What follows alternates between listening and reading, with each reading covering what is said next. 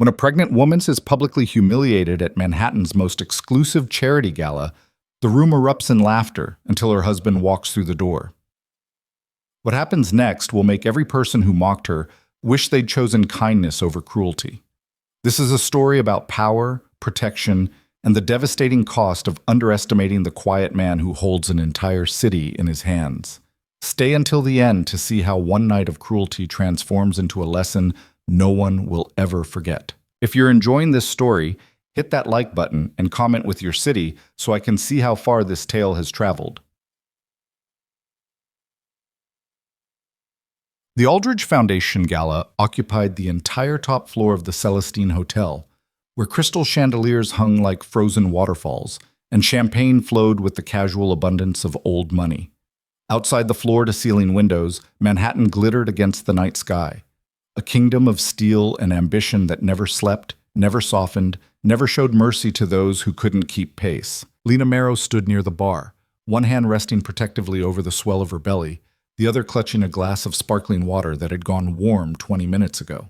She'd chosen her dress carefully, a deep emerald gown that her friend Kara had insisted made her glow.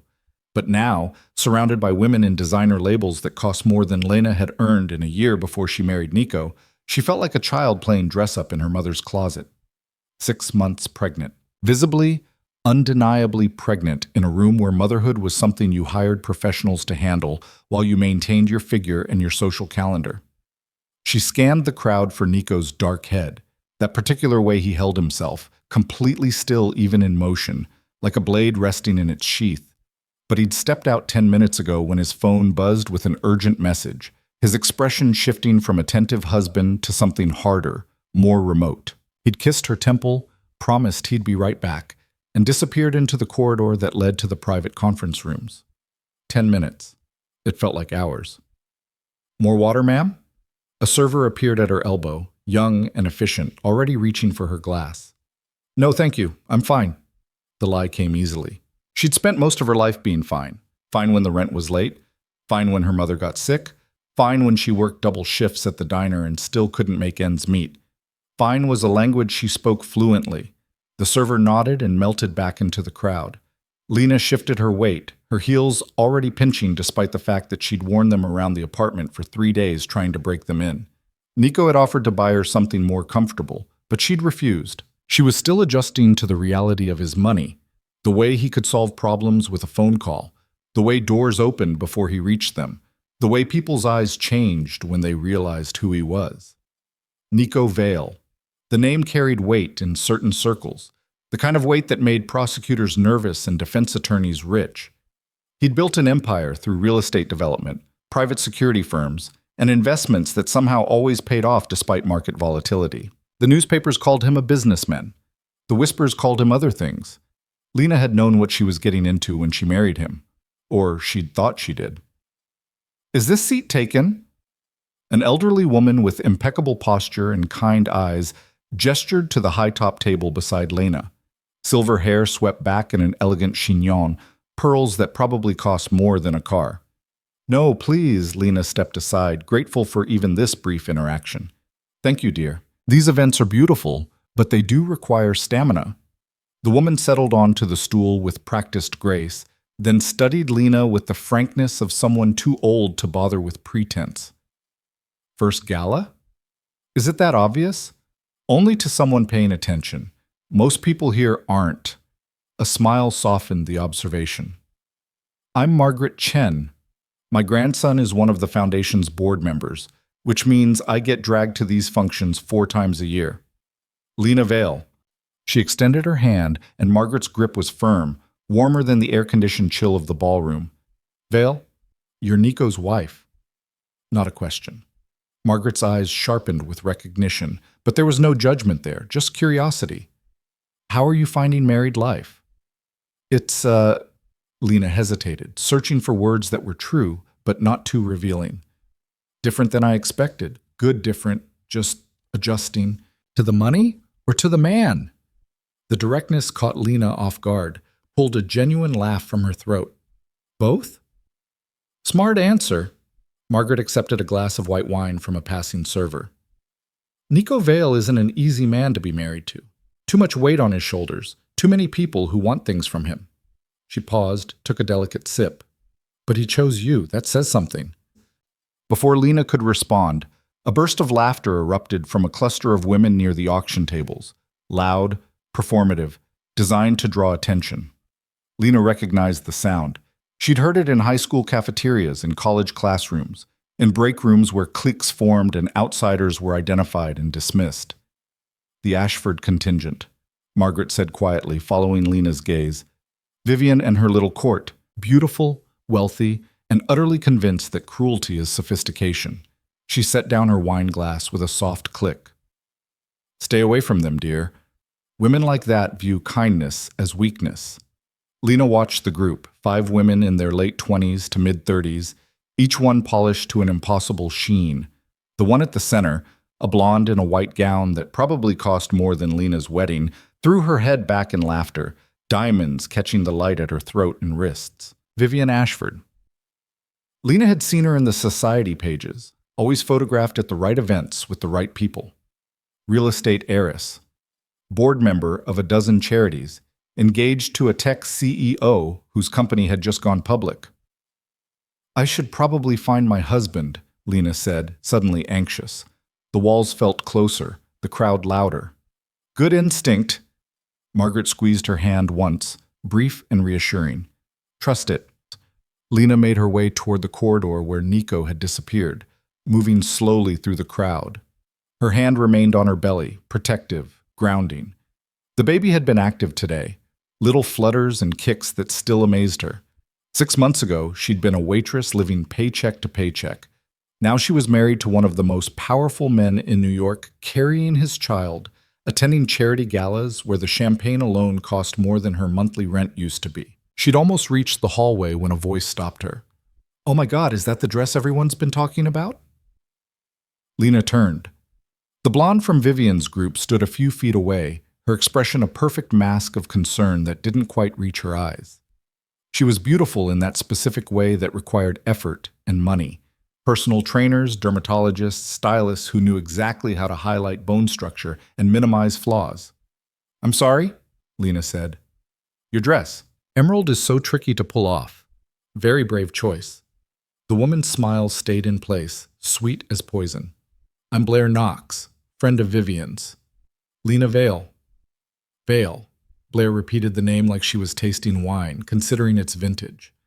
Nico Vale's new wife. We've all been so curious about you. He's usually so private about his personal life. 3 more women materialized from the crowd. Not coincidence, Lena realized, but choreography. They formed a loose semicircle, casual but deliberate, cutting off her path to the corridor. This is Harper, Madison, and you know Vivian, of course. Blair gestured to each woman in turn. Up close, they were even more intimidating. Perfect makeup, perfect hair, perfect bodies in gowns that fit like they'd been painted on. Vivian Ashford stepped forward, her ice blue eyes tracking over Lena with the detached assessment of someone evaluating livestock. Lena, what a sweet name. Very wholesome. The way she said it made wholesome sound like a terminal diagnosis. Thank you, Lena said, because what else could she say? Her pulse kicked up, that old familiar anxiety from being the scholarship kid at a prep school where everyone else had known each other since kindergarten. The gala is beautiful. The foundation does important work.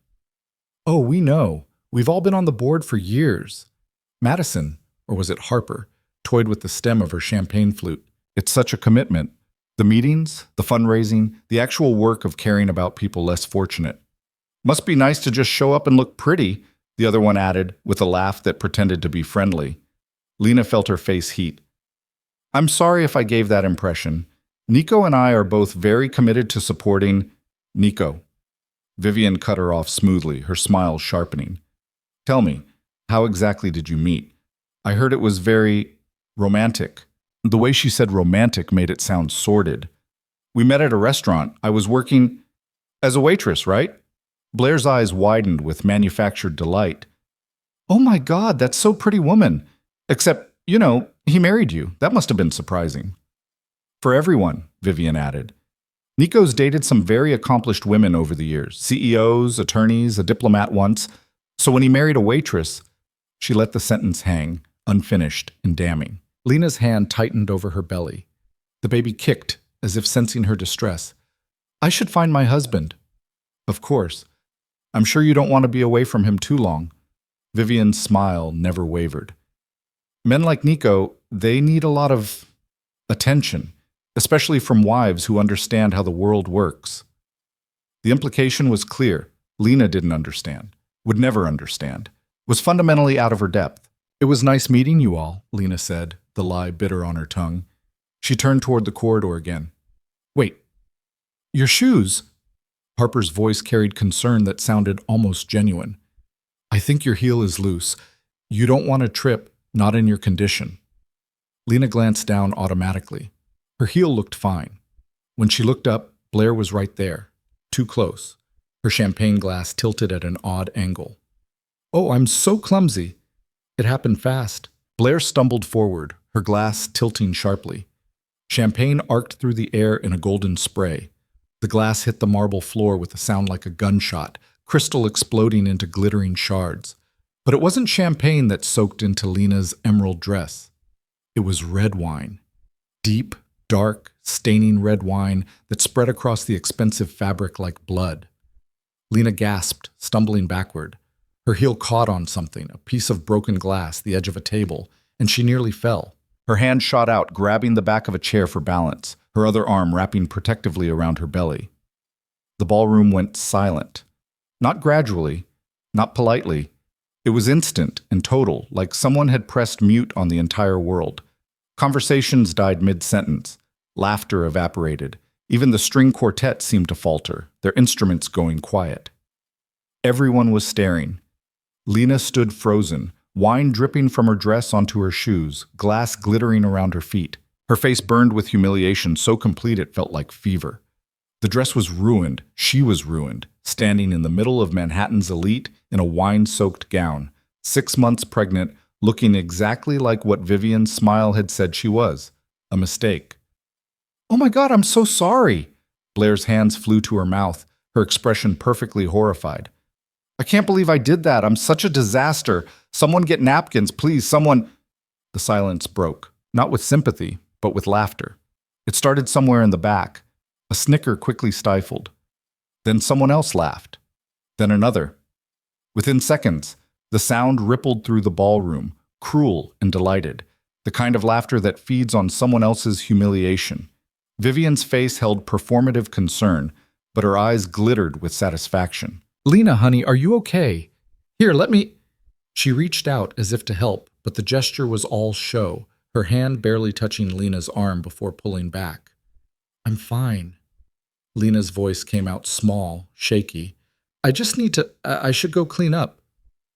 Definitely, Madison agreed, her tone dripping false sympathy. That stain is going to be impossible to get out. Such a shame. That dress was so pretty. Was being the operative word, someone behind them murmured, setting off another wave of laughter. Lena tried to move toward the restrooms, but her heel caught again, and she wobbled. Strong hands caught her elbow, a server, young and mortified, his face reflecting her own embarrassment. Ma'am, let me help you with the glass. I've got it. Her voice cracked. She pulled away from him, from all of them, humiliation crushing her chest until she couldn't breathe properly. The baby kicked again, hard enough to make her wince, and tears pricked her eyes. Don't cry. Don't cry in front of them. Don't give them that. Honestly, you'd think someone would be more careful, Harper said, her voice pitched to Carrie. Especially at an event like this. There are standards. Some people just aren't used to this world, Vivian added. They don't understand the expectations. Lena's instinct was to apologize, to say sorry for making a scene, sorry for getting wine on the floor, sorry for existing in their space and failing to meet their standards. The words gathered on her tongue, automatic and familiar. But before she could speak them, the ballroom doors opened. The sound cut through the laughter like a blade. Conversations didn't just pause, they died instantly, words swallowed mid-syllable. The shift in atmosphere was physical, the kind of change in air pressure that happens before a storm breaks. Nico Vale stepped into the ballroom. He moved with the same unhurried precision that characterized everything he did. No rush, no visible emotion, just controlled forward motion that somehow made everyone else seem frantic by comparison. His dark suit was impeccable, his expression calm, his dark eyes scanning the room with the methodical attention of someone who never missed details. Those eyes found Lena and stopped. For 3 seconds, maybe 4, he simply looked at her, took in the wine-soaked dress, the shattered glass at her feet, the tears she was barely holding back. His expression didn't change. No flash of anger, no narrowing of eyes, nothing that would give away what he was thinking. But the temperature in the room dropped 10 degrees. Lena had seen Nico angry before. She'd seen him coldly furious on the phone with business partners who'd tried to cheat him. She'd seen the steel beneath his controlled exterior when someone threatened something he valued. This was different. This was surgical, precise, terrifying in its complete absence of visible emotion. He crossed the ballroom floor. The crowd parted automatically, a path opening between him and Lena like the sea dividing before Moses. No one spoke. No one moved. They just watched, collective breath held, as Nico Vale closed the distance to his wife. He didn't acknowledge the stares, didn't glance at Vivian or her friends. His entire focus was on Lena, and there was something in that focus, protective, claiming, absolute, that made her chest loosen slightly. "Nico," she started, her voice barely a whisper. "I'm sorry, someone spilled." "Don't apologize." His voice was quiet, meant only for her, but it carried the weight of an order. He shrugged out of his suit jacket in one smooth motion and draped it around her shoulders. The fabric was warm from his body, expensive and soft, and it covered the worst of the wine stain. His hand settled on her shoulders, steady and grounding. "Are you hurt?" "No, the glass broke and I almost fell, but I'm fine. The baby's fine." Something flickered in his eyes then, relief, maybe, or the ghost of fear quickly locked away. His hand moved to her belly just for a moment, as if confirming for himself that she was telling the truth. Then he turned. His gaze swept the ballroom with the detached assessment of a predator identifying prey. The silence was so complete Lena could hear her own heartbeat, the rustle of her wine-soaked dress, the distant sounds of traffic from the street below. Nico's eyes found Vivian, held there. "Someone spilled wine on my wife." His voice was conversational, almost pleasant, the kind of tone you'd use to discuss the weather. "On my pregnant wife." Vivian's perfect composure cracked slightly. Her smile faltered at the edges, uncertainty creeping in. "It was an accident, Nico. These things happen at parties. Blair was just... I'm asking who did it." He still hadn't raised his voice, didn't need to. The question hung in the air like a blade balanced on its edge. Who thought humiliating a pregnant woman was entertainment? No one answered. Blair had gone pale, her earlier bravado evaporating. Harper and Madison studied their champagne glasses with sudden intensity. Even Vivian seemed smaller somehow, her white gown no longer looking elegant but exposed. "There are security cameras throughout this venue," Nico continued, in that same pleasant, deadly tone. "The Celestine installed them after that incident last year. You remember, the art theft? They're very thorough now. Cameras in every corner, every angle, crystal clear footage." Lena felt the shift in the room, felt the moment Vivian and her friends realized he wasn't bluffing. "So, let me ask again." Nico's hand remained on Lena's shoulder, grounding her even as he dismantled the women who'd tormented her. "Who did this?" Blair broke first. "It was an accident. I swear I didn't mean to. My heel caught and I stumbled. The glass just slipped." "Red wine." "What?" "You said you spilled champagne." Nico gestured to the stain on Lena's dress, the dark burgundy that had soaked through the emerald fabric. "That's not champagne. That's Cabernet Sauvignon, unless I'm mistaken." The Aldridge Foundation serves Chateau Margaux for the VIP donors. Very expensive, very red. Blair's mouth opened, closed. No words came out. "So either you were drinking red wine instead of champagne," Nico continued, his voice still terrifyingly calm, "or someone handed it to you specifically to throw on my wife. Which is it?" The silence stretched. Lena could see Blair's mind working, searching for an explanation that wouldn't condemn her. But there wasn't one. The lie had been too careless, too quickly told. "It was a joke." The words came from Madison, or Harper. Lena still couldn't tell them apart. The woman's face was flushed, her earlier confidence shattered. We were just... She was standing there looking so uncomfortable, and Vivian said, I said nothing. Vivian's voice cut across her friend's confession like a whip. I had nothing to do with this childish prank. Nico's expression didn't change. Interesting, because from where I'm standing, it looks like you orchestrated the whole thing. Your friend throws wine on my wife. You make sure everyone's watching. You get your moment of entertainment at someone else's expense. He paused. But you're right. You said nothing. You just let it happen. I'm not sure which is worse. Vivian's composure cracked further. Her mouth tightened, her eyes going hard. This is absurd. It was an accident. If your wife is too sensitive to handle... My wife, Nico interrupted softly, is 6 months pregnant and was minding her own business when your friends decided she was easy prey. My wife, who has more grace and kindness in her smallest gesture than this entire room combined, was humiliated for your amusement. He took one step forward. Just one. But it made Vivian step back instinctively, her perfect posture finally breaking. Here's what's going to happen, Nico said.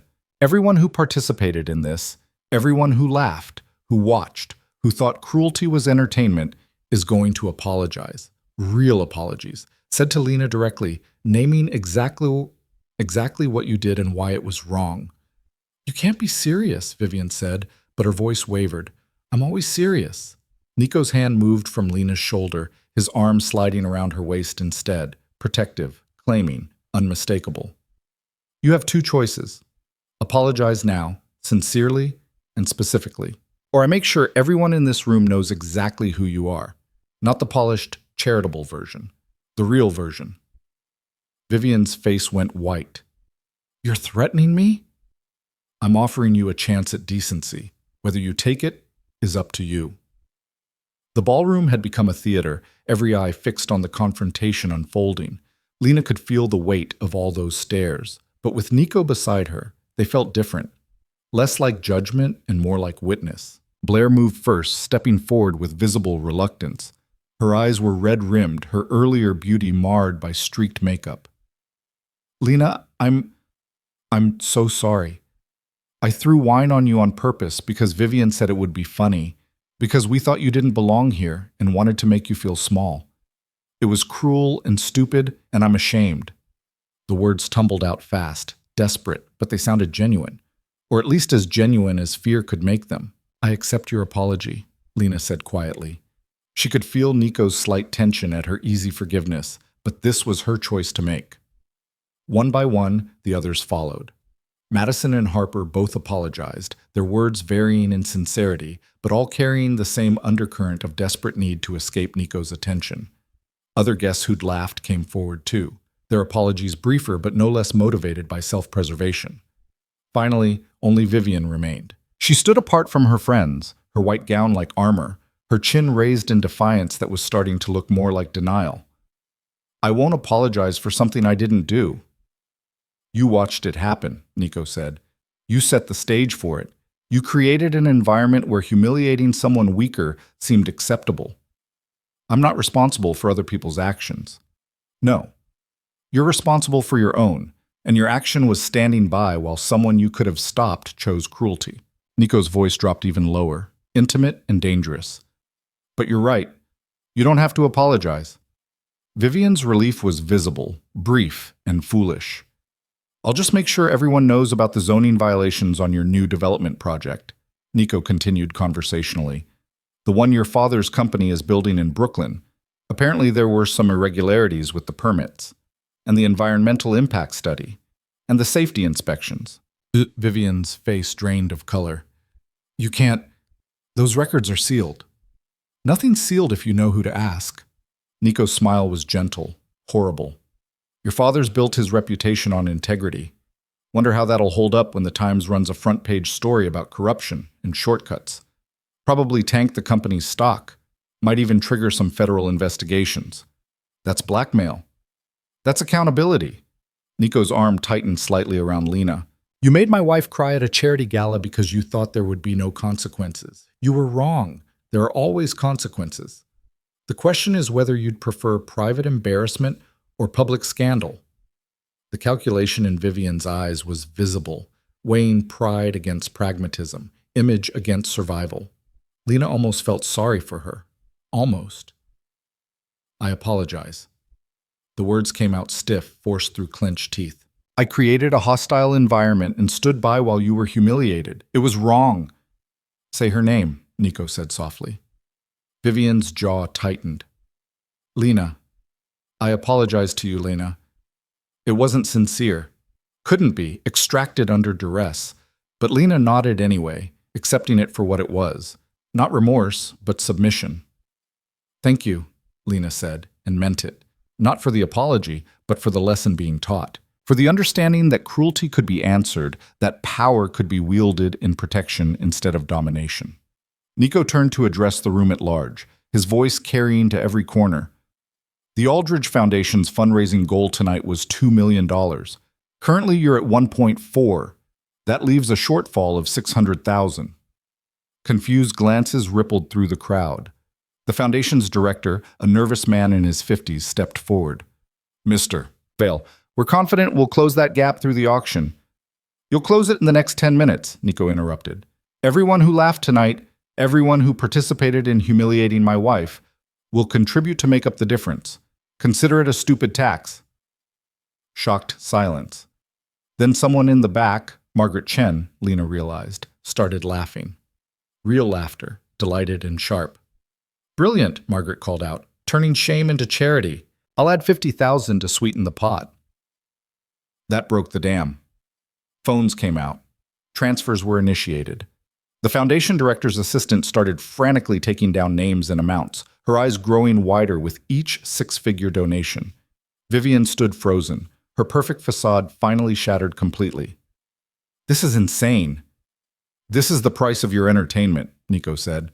You wanted to make Lena feel small. Now you get to make children's hospitals and literacy programs feel large. Seems fair to me. Within 8 minutes, the foundation had exceeded its goal by $300,000. The director looked like he might cry from joy and confusion in equal measure. Nico guided Lena toward the exit, the crowd parting automatically. As they passed Margaret, the older woman caught Lena's hand. Well done, dear, she murmured. Both of you. In the elevator down to the parking garage, Lena finally let herself breathe. The adrenaline was fading, leaving her shaky and exhausted. Nico's jacket was still around her shoulders, still warm, still carrying his scent. I'm sorry, she said into the silence. Nico's head turned sharply. For what? For making a scene. For not handling it better. For Lena. He stopped the elevator between floors with a firm press of the emergency button. The car jerked to a halt, the lights flickering once before steadying. Look at me. She did. His face was still controlled, but his eyes held something raw, something almost frightened. You have nothing to apologize for, he said carefully, like each word required precision. Nothing. You were attacked, humiliated, laughed at by people who should know better, and your first instinct was to apologize to me for it. I just thought that it was your fault. His hand cupped her face, thumb brushing away a tear she hadn't realized had fallen. That you somehow deserved it? That you embarrassed me? The accuracy of his words hit like a physical blow. She had thought that. Some deep, ingrained part of her that still felt like the scholarship kid, the waitress, the girl who didn't belong. Lena, you could never embarrass me, ever. Those people up there, they're embarrassments. They're small, cruel, and empty. You? His other hand joined the first, cradling her face like something precious. You're everything they're not.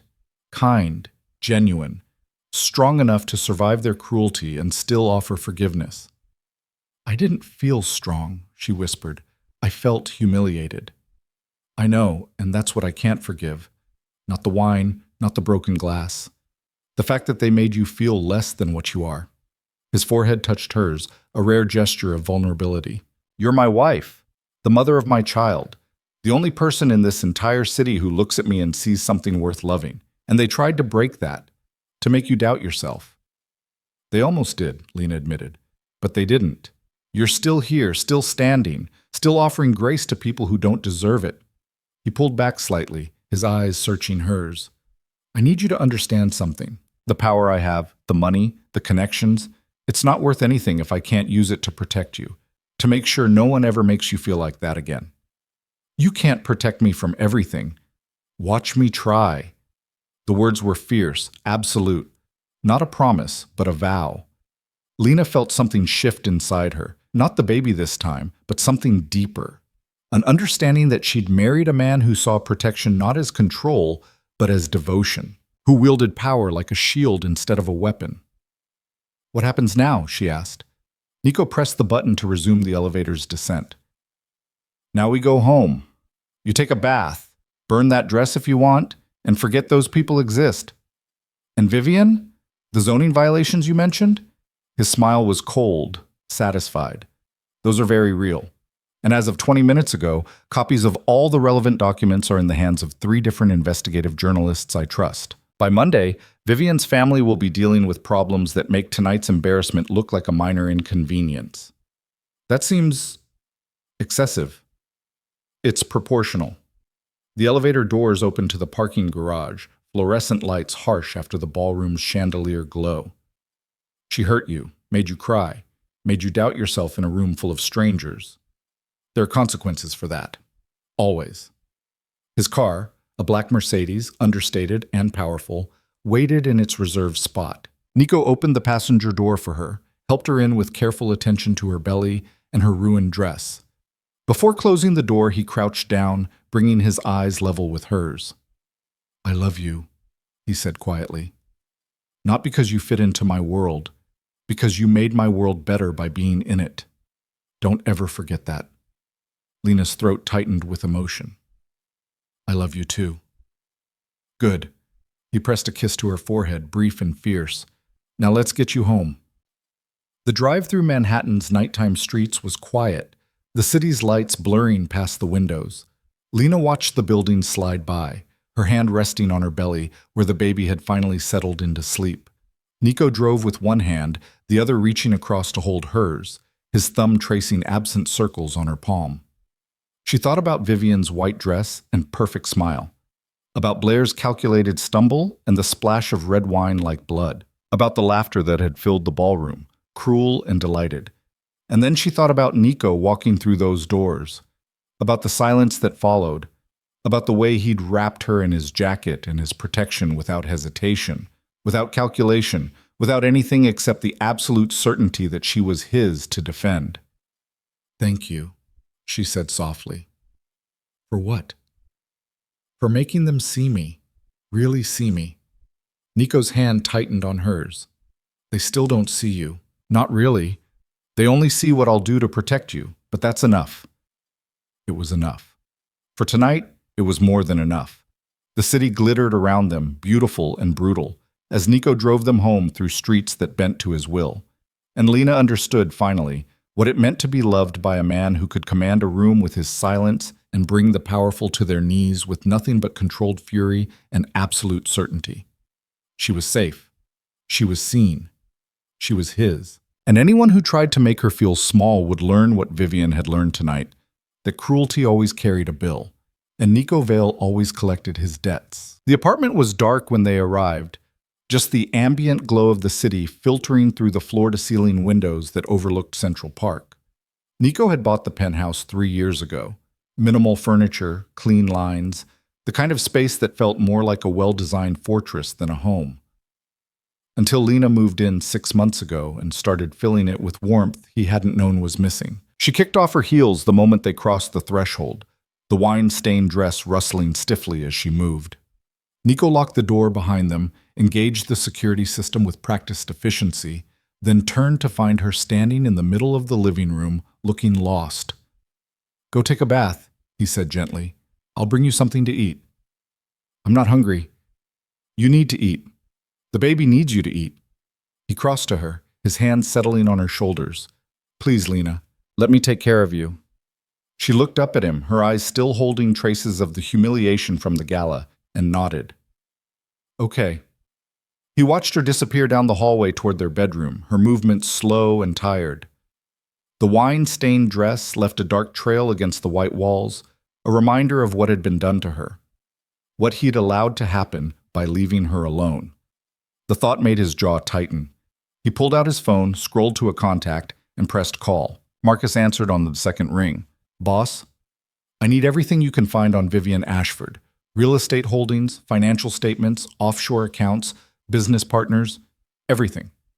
A pause. "This about what happened tonight?" Word traveled fast in their world. Nico shouldn't have been surprised. "Yes. Already on it. Got the security footage from the Celestine. Want me to send it to you?" "Send it to the journalists I mentioned. Make sure they have context."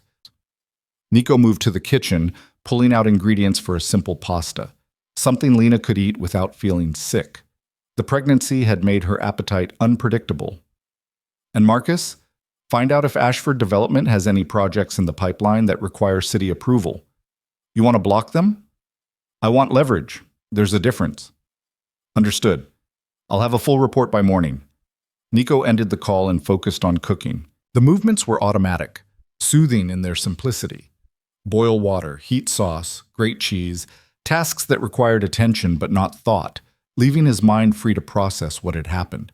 He'd known the gala would be difficult for Lena, known she'd be out of her element among Manhattan's elite, those perfect predators in designer gowns who could smell insecurity like sharks scenting blood. He'd stayed close to her all evening because of it, his presence a shield against their casual cruelty. And then his phone had buzzed. An urgent message from one of his project managers about a deal going sideways, requiring immediate attention. He'd made a calculation. 10 minutes, 15 at most. The gala was crowded but controlled. Lena would be safe. He'd been wrong. The image of her standing there, wine-soaked and trembling, kept replaying in his mind. The way she'd wrap her arms around her belly, protective and scared. The tears she'd been fighting.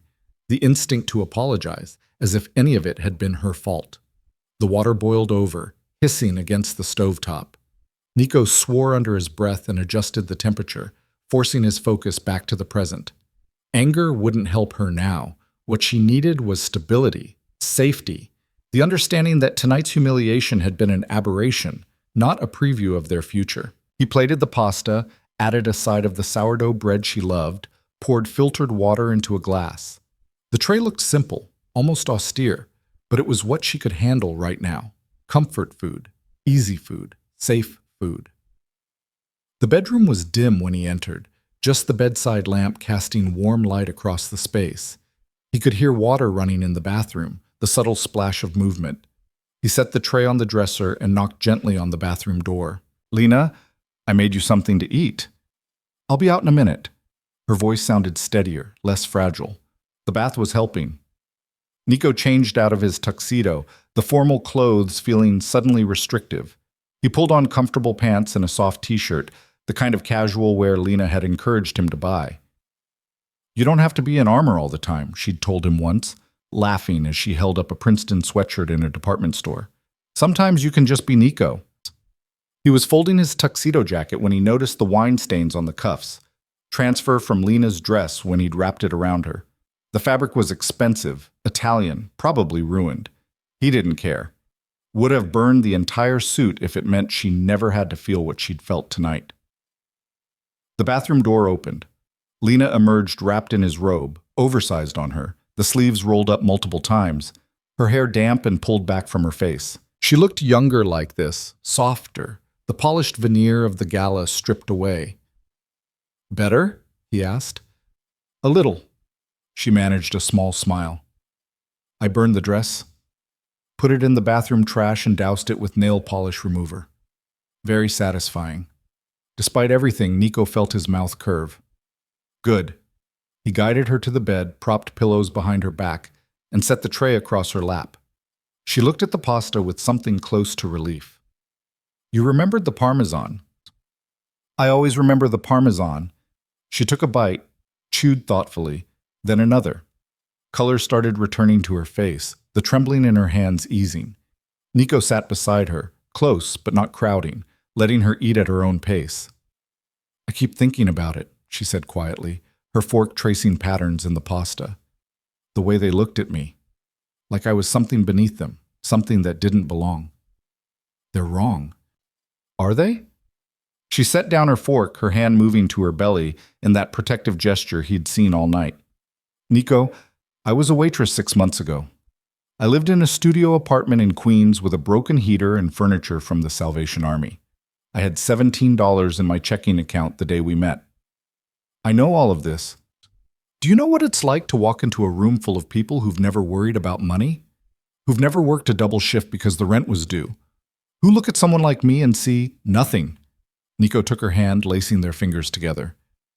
I see you, Lena. I've always seen you. You're different. You came from nothing too. You built everything you have. Her eyes met his, vulnerable and searching. But those people tonight, they were born into their money, their confidence, their certainty that they belong everywhere they go. I'll never have that. You don't need it. Don't I? I'm your wife now. I'm going to be the mother of your child. There will be more galas, more charity events, more rooms full of Vivians and Blairs who think I'm not good enough. Nico shifted the tray aside, pulling her into his arms. She came willingly, her head resting against his chest where she could hear his heartbeat. He held her carefully, mindful of her belly, his hand stroking her damp hair. Listen to me, he said quietly. Those people you're worried about impressing? They're empty. All of them. They fill their lives with designer labels and social currency because they have nothing substantial underneath.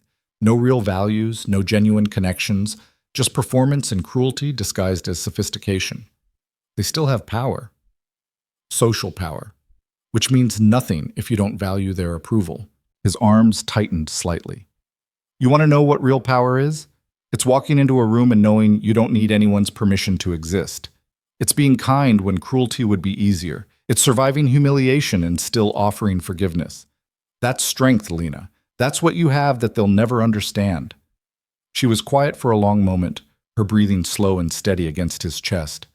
What you did tonight, the way you made them apologize, the donations, all of it, that was for me? Yes. I've never had anyone defend me like that, fight for me like that. Get used to it. He pressed a kiss to the top of her head. Because I'm not stopping. Anyone who hurts you answers to me, always. That's a little terrifying. Good. It should be. For them. She pulled back slightly, looking up at him with eyes that held less pain now and more curiosity. What are you going to do to Vivian, really? Nico considered how much to tell her. Lena had a good heart, too good sometimes. She might try to talk him out of what was coming, might argue for mercy that wasn't deserved. But she'd asked, and he owed her honesty. There's an investigation opening into her family's development company.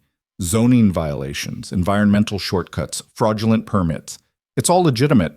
I didn't create the problems, just made sure they'd be discovered. Will it destroy them? It'll cost them. Financially, reputation-wise. They'll survive, but they'll be diminished. Forced to operate with actual oversight instead of buying their way past regulations.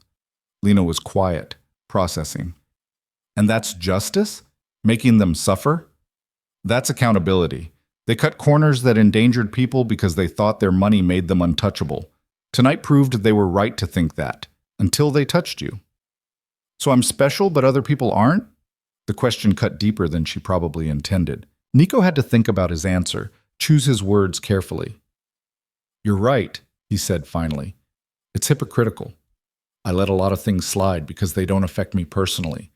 I probably should care more about corporate corruption and dangerous shortcuts, but he cupped her face, making sure she was looking at him. You make me want to be better.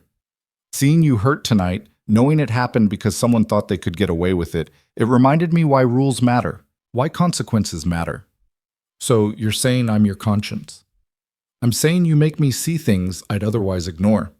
And right now, what I see is a pattern of behavior that needs correction. Vivian Ashford and her family have been operating with impunity for years. That ends now. Lena's thumb traced along his jawline, a gentle touch that somehow grounded him more than any words could. You scare me sometimes. The things you can do, the power you have. I know. But tonight... She paused, gathering her thoughts. Tonight I was grateful for it. Is that wrong? To be glad you could hurt them back? It's human. Nico pulled her close again, needing the contact. You were attacked, humiliated in front of hundreds of people. Wanting justice for that isn't wrong. It felt like more than justice. It felt like vengeance. Maybe it was. Does that change how you feel about it? She considered, her hand moving to rest on her belly where the baby was stirring. No, I think I needed to see that there were consequences, that I mattered enough for there to be consequences. You matter more than anything. The words came out fierce, absolute. More than business deals or social standing or anything else in this city. You and this baby, you're everything. Lena's eyes glistened with fresh tears, but these were different from the ones at the gala. Softer. I'm still getting used to that, being someone's everything. Take your time. I'll wait. They stayed like that for a while, wrapped in each other, the city humming beyond the windows. Lena finished her pasta slowly, and Nico watched her eat with the same focused attention he brought to business negotiations, making sure she was okay, making sure the color stayed in her cheeks and the trembling didn't return. His phone buzzed on the nightstand. He ignored it. It buzzed again. You should check that, Lena said. It might be important. Nothing's more important than this. Nico. She gave him a look, patient but insistent, the one she used when he was being stubborn about self-care. Check your phone. I'm fine. I'm eating. I'm not going anywhere. Reluctantly, he reached for it. 3 messages from Marcus, each marked urgent. The first was a link to security footage, the incident at the gala from multiple angles, time-stamped and crystal clear. He watched it once, his jaw tightening at the calculation visible in Blair's approach, the deliberate tilt of the wine glass, Vivian's satisfied smile in the background. The second message was a preliminary financial report on Ashford Development, offshore accounts in the Caymans, shell corporations layered like Russian dolls, payments to city inspectors that couldn't be explained as anything except bribes. The third message was simpler. They're worse than we thought. Full report in the morning. You want me to move forward? Nico typed back, yes. No mercy. He set the phone aside and found Lena watching him with knowing eyes. That was about Vivian, she said. Not a question. Yes. And it's bad? Worse than expected. Her family's been breaking laws for years, endangering people for profit. They deserve what's coming. Lena nodded slowly, accepting this. I trust you, whatever you decide. The trust in her voice nearly undid him. She shouldn't trust him so completely, not with the things he was capable of. But she did, and that trust was a responsibility heavier than any business empire. I won't let it consume me, he promised. Won't let it become about revenge instead of justice. I'll be measured. I know, because if you weren't, I'd stop you. She smiled, small but genuine. That's my job, right? Being your conscience? Among other things. What other things? Being my wife, the mother of my child. The person who makes me want to come home at night instead of staying at the office. He pulled her back into his arms, careful of the tray. The woman I love more than I thought I could love anyone. Her arms came around him, holding tight. I love you too, even when you're terrifying. Especially when I'm terrifying? Maybe a little. She laughed softly. Is that bad? That I like knowing you'll destroy anyone who hurts me? It's honest. Nico pressed his lips to her temple. And I'll take honest over polite any day. They settled into comfortable silence, the kind that came from genuine intimacy rather than just physical proximity. Nico finished clearing the dishes while Lena got ready for bed, her movements slow but no longer pained. The baby was active now, visible kicks rippling across her belly. She's feisty tonight, Lena said, her hand following the movements. They'd chosen not to find out the gender, but Lena insisted it was a girl. Something about the way she carried the intensity of the pregnancy symptoms, pure maternal instinct. Takes after her mother. Nico knelt beside the bed, his hand joining hers on the swell of her stomach. A strong kick met his palm, then another. Hey, little one, give your mom a break. Another kick, more insistent. She doesn't listen to you either. Lena's smile was tired but genuine. We're in trouble when she's born. The best kind of trouble. They lay down together, Lena curled on her side with pillows supporting her belly, Nico curved around her back with his arm draped protectively over both of them. The city lights painted patterns on the ceiling, familiar and soothing. Nico? Lena's voice was drowsy, already half asleep. Thank you. For tonight. For all of it. You don't need to thank me. I do. Because you didn't just defend me. You made me feel like I was worth defending, like I mattered. His arm tightened around her. You've always mattered, from the first moment I saw you. She made a soft sound somewhere between a laugh and a sigh. At the diner, when I spilled coffee on your shoes. You were so apologetic, kept trying to clean them with napkins while simultaneously trying to take my order. It was, he searched for the word, endearing. I was mortified. You were this gorgeous, intimidating man in an expensive suit, and I'd just dumped coffee all over your Italian leather shoes. And I asked if you were okay before I even looked at the shoes. Do you remember? I remember thinking you were either incredibly kind or incredibly weird. Her voice was fading, sleep pulling her under. Turned out you were both. Nico pressed a kiss to her shoulder. Sleep, Lena. I've got you. Always? Always. She drifted off within minutes, her breathing evening out into the deep rhythm of exhausted sleep.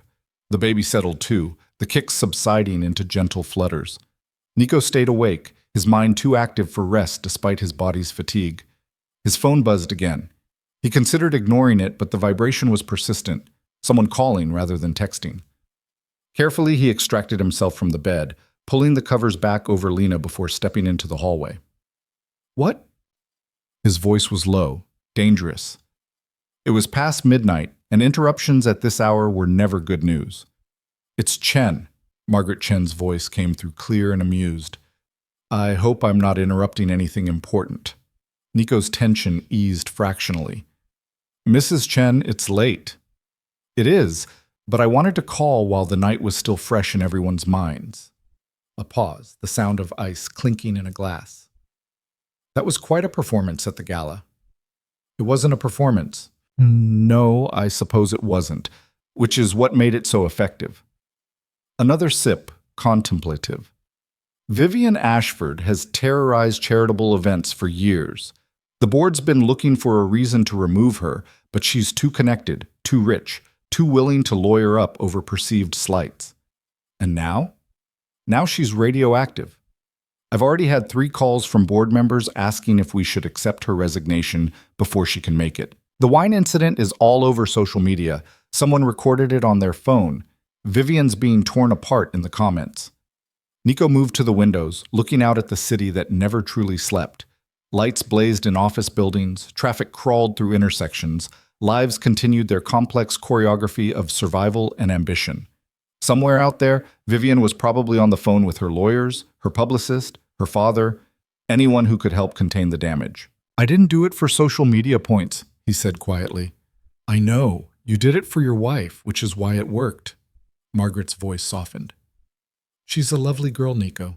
Too good for this city's elite, if I'm being honest. But perfect for you. Why did you call, Margaret? To offer help. You're going after Ashford Development, yes? The violations, the corruption? Nico's hand tightened on the phone. How did you... Please. I've been in this city longer than you've been alive. I know how men like you operate. Someone hurts your family, you don't just strike back, you dismantle them systematically. A dry laugh. It's actually quite romantic in a terrifying sort of way. I'm not sure romantic is the word I'd use. No? What would you call it? Necessary. Well, necessary or not, you should know that my late husband's firm handles environmental law. They've been documenting Ashford's violations for years, but could never get anyone to care enough to prosecute. If you're serious about this, I can connect you with their lead attorney. She has files thick enough to bury a building. Nico processed this, recognizing the offer for what it was, an alliance. Margaret Chen didn't make casual gestures. Everything she did carried purpose and weight. Why help me? He asked. Because Vivian's father tried to bribe me 5 years ago. Wanted my vote on a zoning board in exchange for a very generous donation to my grandson's campaign fund. Her voice went cold. I don't appreciate being treated like I'm for sale, and I don't appreciate watching bullies operate without consequences. Your help would be appreciated. Consider it done. I'll have Diana send you everything tomorrow morning. A pause. One more thing. Your wife, Lena, she handled tonight with remarkable grace. Many women would have crumbled under that kind of public humiliation. She just endured. She's stronger than she thinks. Most people are. But she'll need that strength. Married to you. Your world isn't kind to soft hearts. I know. The admission cost him something. I'm trying to protect her from the worst of it. You can't protect her from everything, but you can make sure she knows she's not alone in facing it. Margaret's voice gentled further. That display tonight, making them apologize, forcing the donations, that wasn't just about punishment. It was about showing Lena that her pain matters, that she's worth defending. Don't lose sight of that as this plays out. I won't. Good. Now go back to your wife. She needs you more than I do. The line went dead.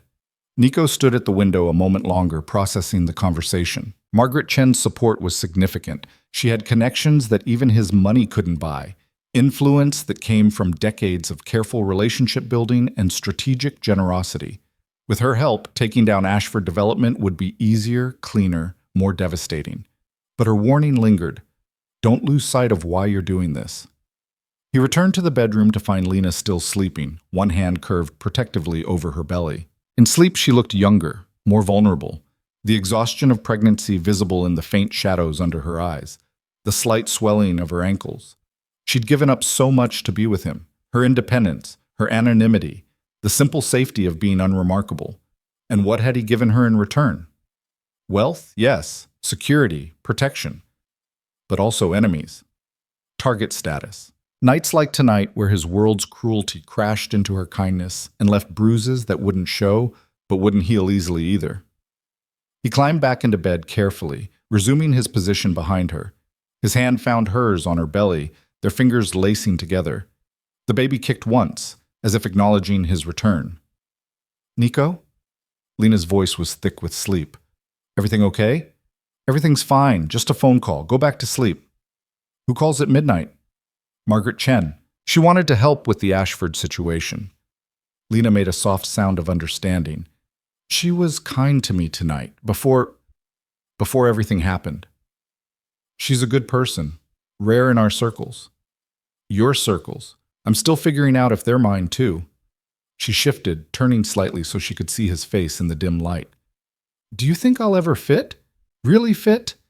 Nico thought about lying, about offering easy reassurance. But she deserved better than that. No, he said quietly. You'll never fit. Not the way they mean it. Her face fell slightly, pain flashing in her eyes. But that's a good thing, he continued, because fitting in with them means becoming like them, cruel, empty, convinced that money equals worth and kindness equals weakness. I don't want you to fit. I want you to stay exactly who you are. Someone who offers forgiveness when she should demand revenge, someone who apologizes when she's the one who's been hurt, someone who makes me better just by existing. Lena's eyes filled with tears. The third time tonight she'd cried, but these were different, softer. You always know what to say.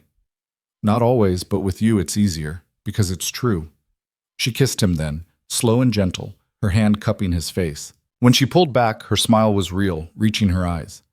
We're going to be okay, she whispered. The three of us. We're going to be okay. More than okay. Nico's hand spread across her belly, protective and claiming. We're going to be extraordinary. Outside, Manhattan glittered on, indifferent to one woman's pain and one man's fury. But inside this apartment, wrapped in each other and the promise of their growing family, Lena and Nico found something the city's elite would never understand. Genuine connection forged not in spite of their differences, but because of them. And somewhere across town, Vivian Ashford stared at her phone as social media destroyed her reputation one comment at a time, learning too late that some women shouldn't be underestimated, especially not pregnant ones married to men who loved them enough to burn down the world. Morning arrived with pale winter light filtering through the windows, turning Manhattan into a study of steel and glass.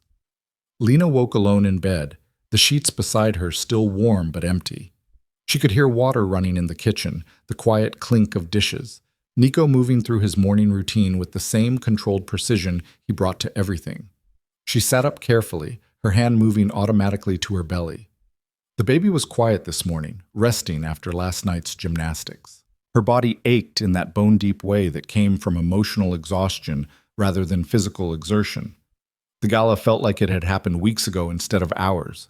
The wine-stained dress was gone from the bathroom trash. Nico must have disposed of it while she slept, erasing the physical evidence even if the memory remained.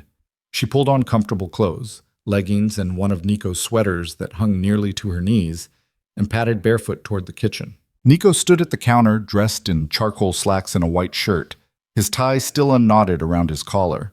He was reading something on his tablet, his expression neutral, but his jaw tight in that way that meant he was processing information he didn't like. A cup of coffee sat cooling beside him, untouched. "You're up early," Lena said. He looked up, his expression softening immediately. "I didn't want to wake you. You needed the sleep." "What time is it?" "Just past 7. He set down the tablet, crossing to her. His hands settled on her waist, thumbs tracing gentle circles. "How are you feeling?" "Tired, sore, but okay." She gestured to the tablet. "Bad news?" "Complicated news. Marcus sent his full report on Ashford development." Nico's hands tightened fractionally. "It's worse than I thought. They've been cutting corners on structural integrity, falsifying inspection reports, bribing city officials. One of their buildings in Brooklyn has foundation issues that could cause collapse within 5 years." Lena's stomach turned. "Are people living there?" 200 units, mostly low-income families who can't afford anything else." His voice held carefully controlled anger. "The building passed inspection 6 months ago. Someone got paid to look the other way." "Can you stop it? Make them fix it?" "I can do better than that. I can make sure everyone knows about it." He released her, moving back to the tablet. "Margaret Chen connected me with an environmental attorney who's been documenting their violations for years. Between her files and Marcus's research, we have enough evidence to trigger multiple investigations, federal, state, city level." Lena moved to the coffee maker, pouring herself decaf even though she craved the real thing. Pregnancy had stolen her caffeine tolerance along with her ability to see her own feet. "This isn't just about last night anymore, is it?" "It stopped being just about last night the moment I saw what they've been doing." Nico's fingers moved across the tablet screen, scrolling through documents. "Vivian's family has been endangering people for profit. That can't continue. But it started because of me, because they humiliated me." He looked up, his dark eyes intense. "It started because they made you cry. It's continuing because they deserve it. Those are two separate things." "Are they?"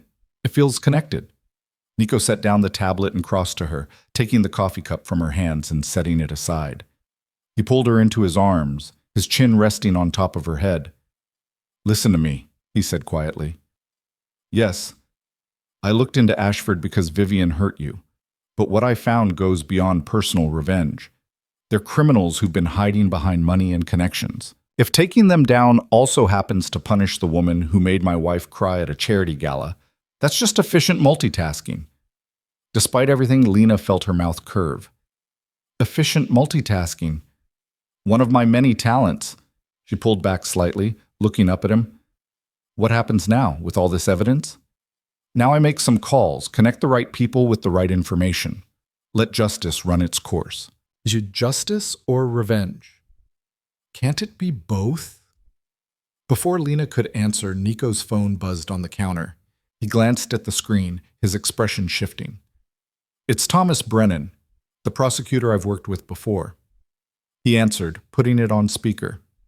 "Brennan." "Nico, I just received a very interesting package from an attorney named Diana Foster.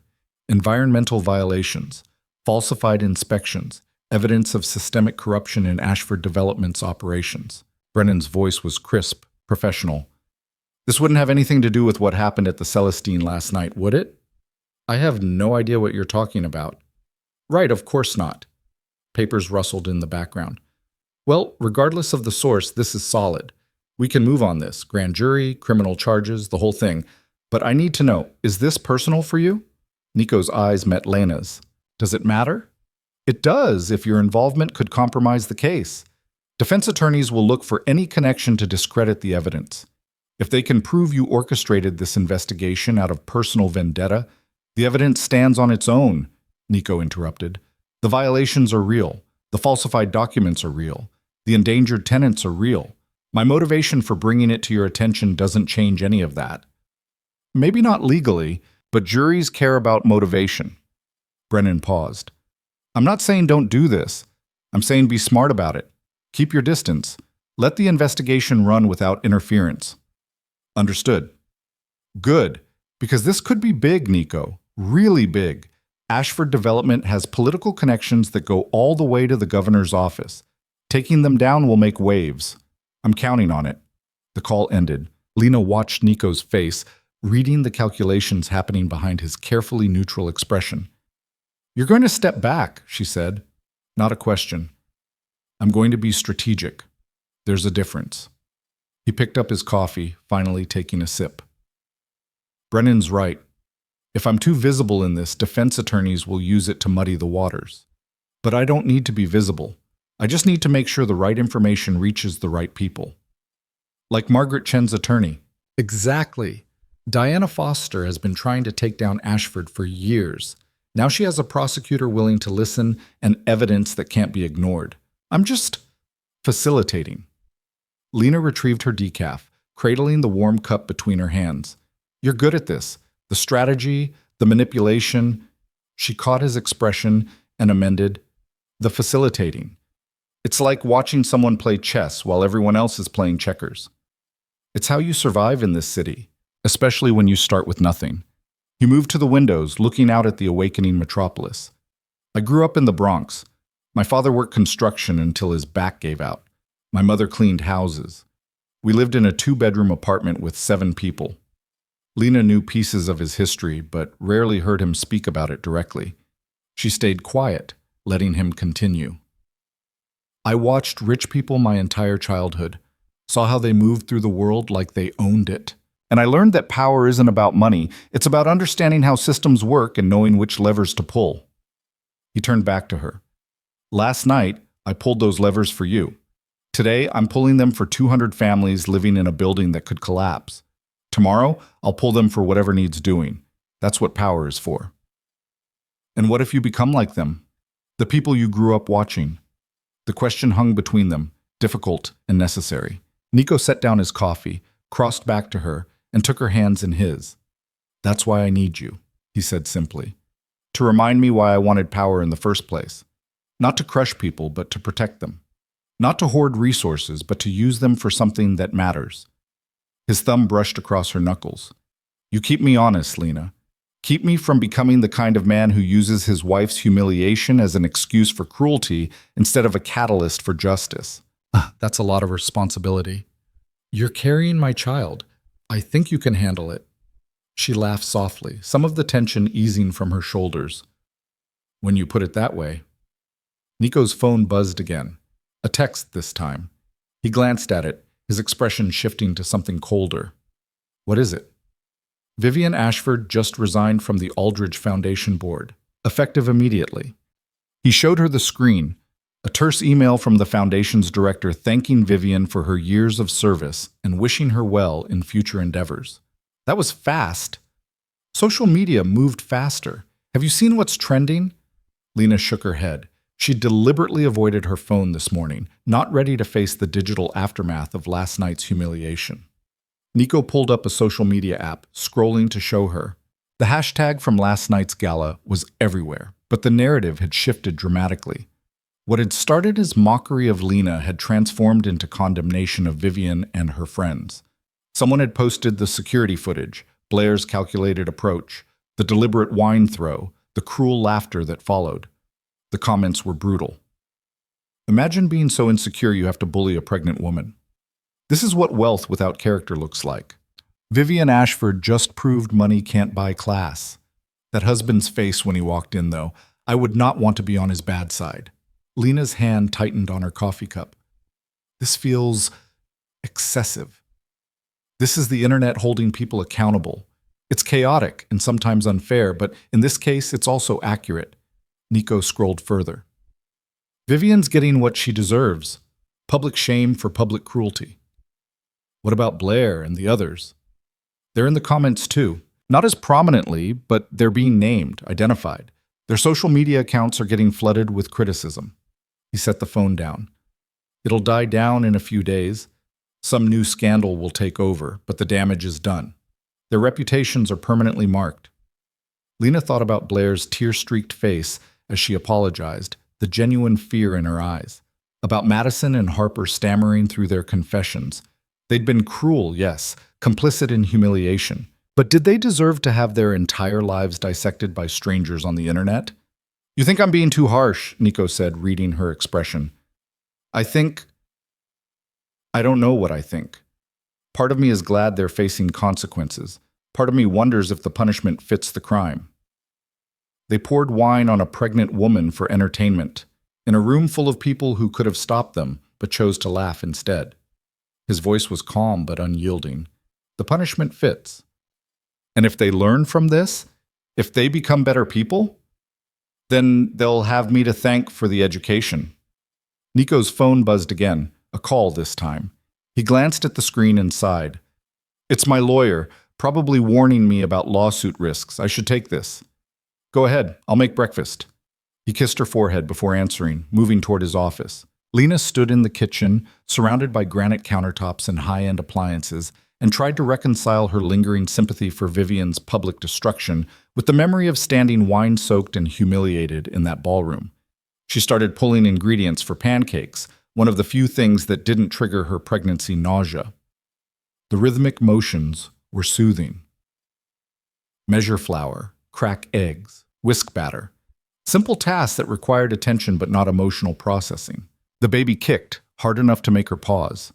She set down the whisk and placed both hands on her belly, feeling the rolling movements beneath her skin. What do you think, little one? She murmured. Is your daddy doing the right thing, or is he going too far? Another kick, this one almost playful. Lena smiled despite herself.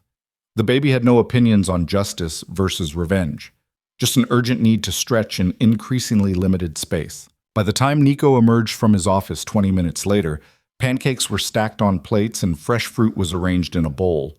He'd finished knotting his tie, looking every inch the powerful businessman about to command a boardroom. That was Paul warning me that Ashford's legal team is preparing to sue for defamation and harassment, he said, sitting across from her. Apparently I've caused irreparable harm to their reputation. Have you? Absolutely. But truth is a complete defense to defamation. Everything that's come out is factual and documentable. He cut into his pancakes. Paul's not worried. Says it's a desperate move to try to control the narrative. Will it work? No. Because by the time their lawsuit gets filed, federal investigators will be knocking on their door about the Brooklyn building. Hard to claim defamation when you're being indicted for fraud. Lena ate slowly, her appetite still uncertain this early in the morning. You've thought of everything.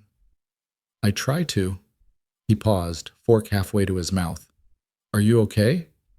Really okay? I don't know. I keep thinking about Vivian, about how completely her life is imploding, and I know she deserves it. I know what she did was cruel and what her family's been doing is criminal, but I also can't help feeling something, not quite sympathy, but close. That's because you're kind. It's one of the things I love about you. Nico set down his fork. But kindness doesn't mean letting people face no consequences for their actions. It means being thoughtful about proportionality. And in this case, the proportion fits. Does it? Her career is destroyed. Her family's business is about to collapse. She'll probably face criminal charges. All because she was mean to me at a party. All because she's been part of a system that endangers people for profit. Last night was just the catalyst that made me look. He reached across the table, taking her hand. Lena, if it weren't you, it would have been someone else eventually. Vivian's choices, her family's corruption, those were already set in motion. I just accelerated the timeline. By making it personal. By giving a damn. His grip tightened slightly. Most people see corruption and look away because it's not their problem. I looked because you made me care about how power gets used, about whether it protects people or exploits them. Lena's throat tightened with emotion. I didn't do anything. You exist. You love me despite knowing what I'm capable of. You make me want to be someone worthy of that love. He released her hand, picking up his fork again. If that means using my resources to take down criminals who happen to have hurt you, I'm okay with that trade. They finished breakfast in comfortable silence, the kind that came from genuine understanding rather than lack of things to say. Nico had a meeting downtown at 10, something about a development project in Queens, and Lena had a prenatal appointment at 11. Their lives continued despite the chaos, routines providing structure. "I'll have Marcus drive you to the doctor," Nico said, checking his watch, "and wait to bring you home. I can take a cab. Humor me. After last night, I'd feel better knowing someone I trust is looking out for you." Lena wanted to argue, to insist she didn't need a bodyguard for a routine checkup. But the concern in his eyes stopped her. This wasn't about control. It was about fear, barely concealed, that something else might happen when he wasn't there to stop it. "Okay," she said softly. "Marcus can drive me." Relief flashed across his face. "Thank you." He left for his meeting 20 minutes later, kissing her goodbye with an intensity that suggested he was still processing last night's events. Lena watched from the window as his car pulled away, disappearing into Manhattan's morning traffic. The apartment felt too quiet without him, too large, too empty, too filled with expensive things that didn't quite feel like hers yet. She wandered through the rooms, her hand trailing over furniture she hadn't chosen, art she didn't understand, the accumulated wealth of a man who'd built an empire from nothing. Her phone buzzed. A text from Kara, her friend from the diner where she used to work. "Just saw the videos from last night. Are you okay? That looked horrible. Do you need me to come over?" Lena hesitated, then typed back, "I'm okay. Nico handled it. It's been intense." 3 dots appeared immediately. Handled it how? The internet is going crazy. Vivian Ashford's life is basically over. People are saying your husband destroyed her entire family. It's complicated. Uncomplicated for me. Coffee? I can meet you anywhere. Lena glanced at the time. She had 2 hours before her appointment. "Okay, but somewhere quiet. I can't handle crowds right now." They agreed on a small cafe in the West Village, far enough from Lena's usual haunts that she wouldn't run into anyone from Nico's world. Marcus drove her there in the same careful silence he brought to all his assignments, present but unobtrusive, protective but not intrusive. Kara was already waiting when Lena arrived, her familiar face an anchor of normalcy in a life that had become increasingly surreal. She pulled Lena into a fierce hug the moment she sat down. "You look exhausted," Kara said bluntly, "and you're glowing in that weird pregnancy way, but also exhausted." "Thanks, I think. Decaf latte and a blueberry muffin already ordered. You still doing the bland carb thing?" "Until this baby decides to stop making me nauseous, yes." Lena settled into her chair, grateful for the cafe's quiet atmosphere. Mid-morning on a Tuesday meant mostly remote workers on laptops and retirees reading newspapers. Kara waited until their drinks arrived before leaning forward, her expression serious. "Okay, tell me everything. And I mean everything. The videos don't show the whole story." So Lena told her. All of it. The isolation at the gala, Vivian's cruel commentary, Blair's calculated wine throw, the humiliation that had felt like drowning, and then Nico's entrance, the forced apologies, the massive donations, the calm destruction of everyone who'd laughed. Kara listened without interrupting, her eyes growing wider with each detail. "Holy shit," she breathed when Lena finished. "Your husband is terrifying." "I know. Like, seriously terrifying. He made them all apologize and donate money just by, what? Looking at them. It's more complicated than that. He has power. Real power. The kind that makes people afraid of consequences." Lena broke off a piece of muffin, not really hungry, but needing something to do with her hands. "And now he's using that power to take down Vivian's entire family business. Because they were mean to you? Because they've been breaking laws and endangering people. The thing with me just made him look." Kara sat back, processing. "And how do you feel about all this?" "Honestly, I don't know. Grateful that he defended me. Scared of how thoroughly he can destroy people. Guilty that his defense of me is ruining lives. Confused about whether those lives deserved ruining." She looked at her friend helplessly. "Is that normal? To feel everything at once?" "I think it's human." Kara reached across the table, squeezing her hand. "Lena, you married a very powerful, very dangerous man. You knew that going in, but knowing it theoretically is different from seeing it in action. He says I keep him honest, that I make him use his power for good instead of just crushing people. Do you believe that?" Lena thought about Nico's face when he'd wrapped his jacket around her, about his fury at seeing her hurt, about the way he'd turned that fury into action, not just revenge, but exposure of real corruption that endangered real people. Yeah, she said slowly. I do. He could have just humiliated Vivian and been done with it. Instead, he found actual crimes and made sure they'd be prosecuted. That's not just revenge. That's complicated. Complicated is one word for it. Kara sipped her coffee. Are you happy? Overall, I mean. With him, with this life, with all of it? The question cut through the confusion to something clearer. Was she happy? Yes, Lena said, surprising herself with the certainty. Even with last night, even with the scary parts, I'm happy.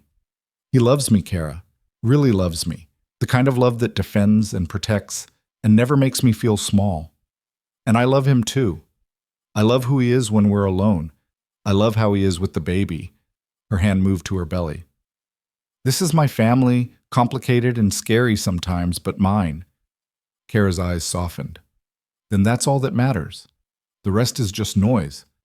They talked for another hour, shifting to safer topics. Nursery colors, baby names, Kara's latest dating disaster. Normal things that felt like breathing after being underwater. By the time Marcus drove Lena to her prenatal appointment, she felt steadier, more grounded in her own choices. The doctor's visit was routine: measurements, heartbeat check, blood pressure.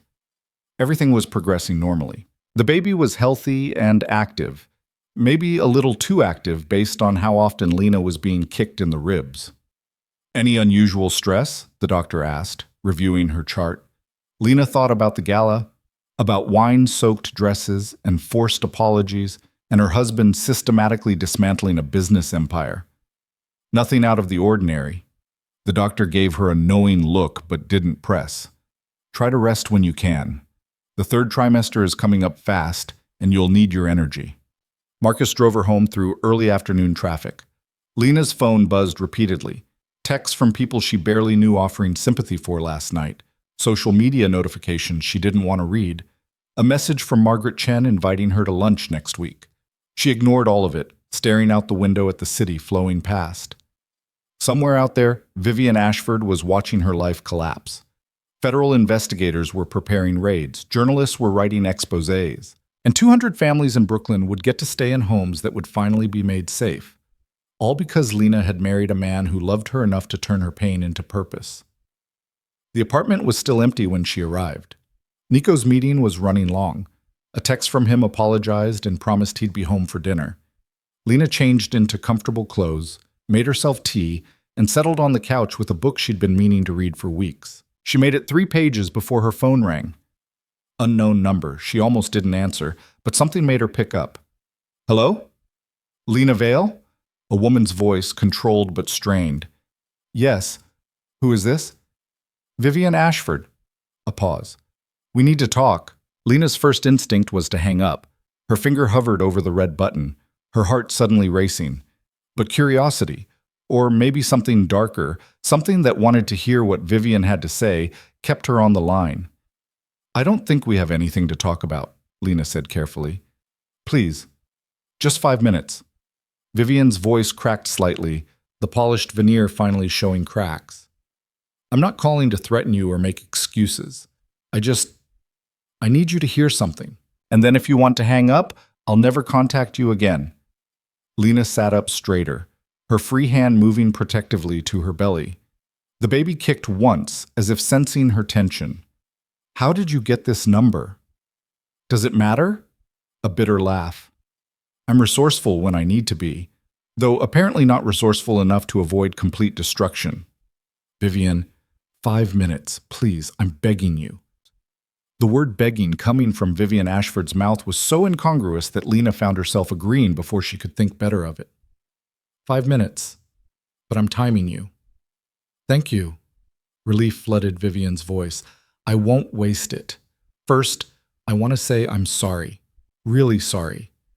What I did last night, what I allowed to happen, was cruel and inexcusable. You were minding your own business, and I turned you into entertainment because I was bored and bitter and looking for someone to feel superior to. Lena stayed silent, waiting.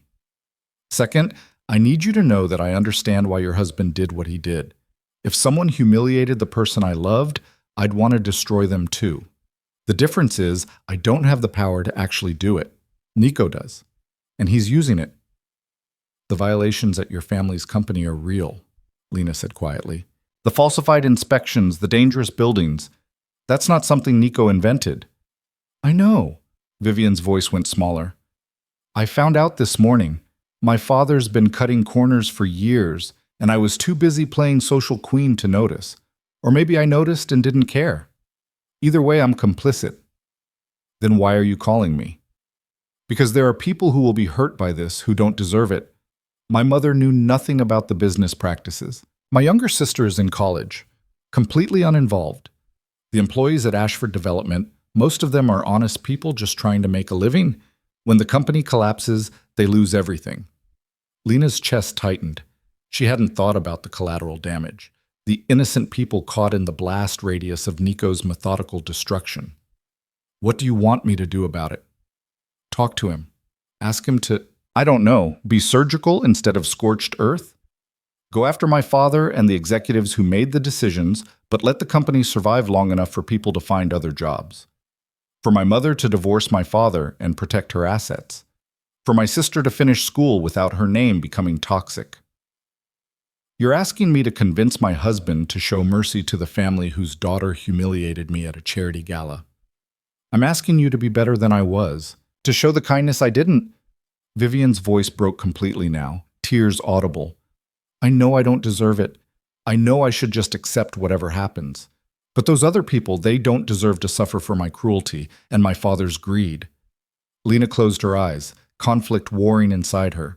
Part of her wanted to tell Vivian that consequences were consequences, that innocent people suffered all the time because of choices they didn't make. But another part, the part that Nico claimed kept him honest, couldn't ignore the genuine desperation in Vivian's voice. I can't promise anything, Lena said finally. Nico makes his own decisions, but I'll talk to him. I'll ask him to consider limiting the damage where he can. Thank you. The words came out strangled. I know it's more than I deserve. Vivian, can I ask you something?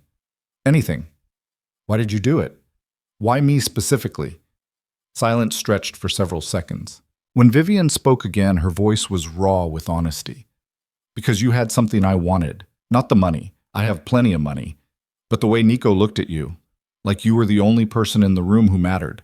Like he'd burn down the world to keep you safe. A shaky breath. I've been engaged 3 times. None of them ever looked at me like that. And instead of examining why, I decided to punish you for having what I couldn't.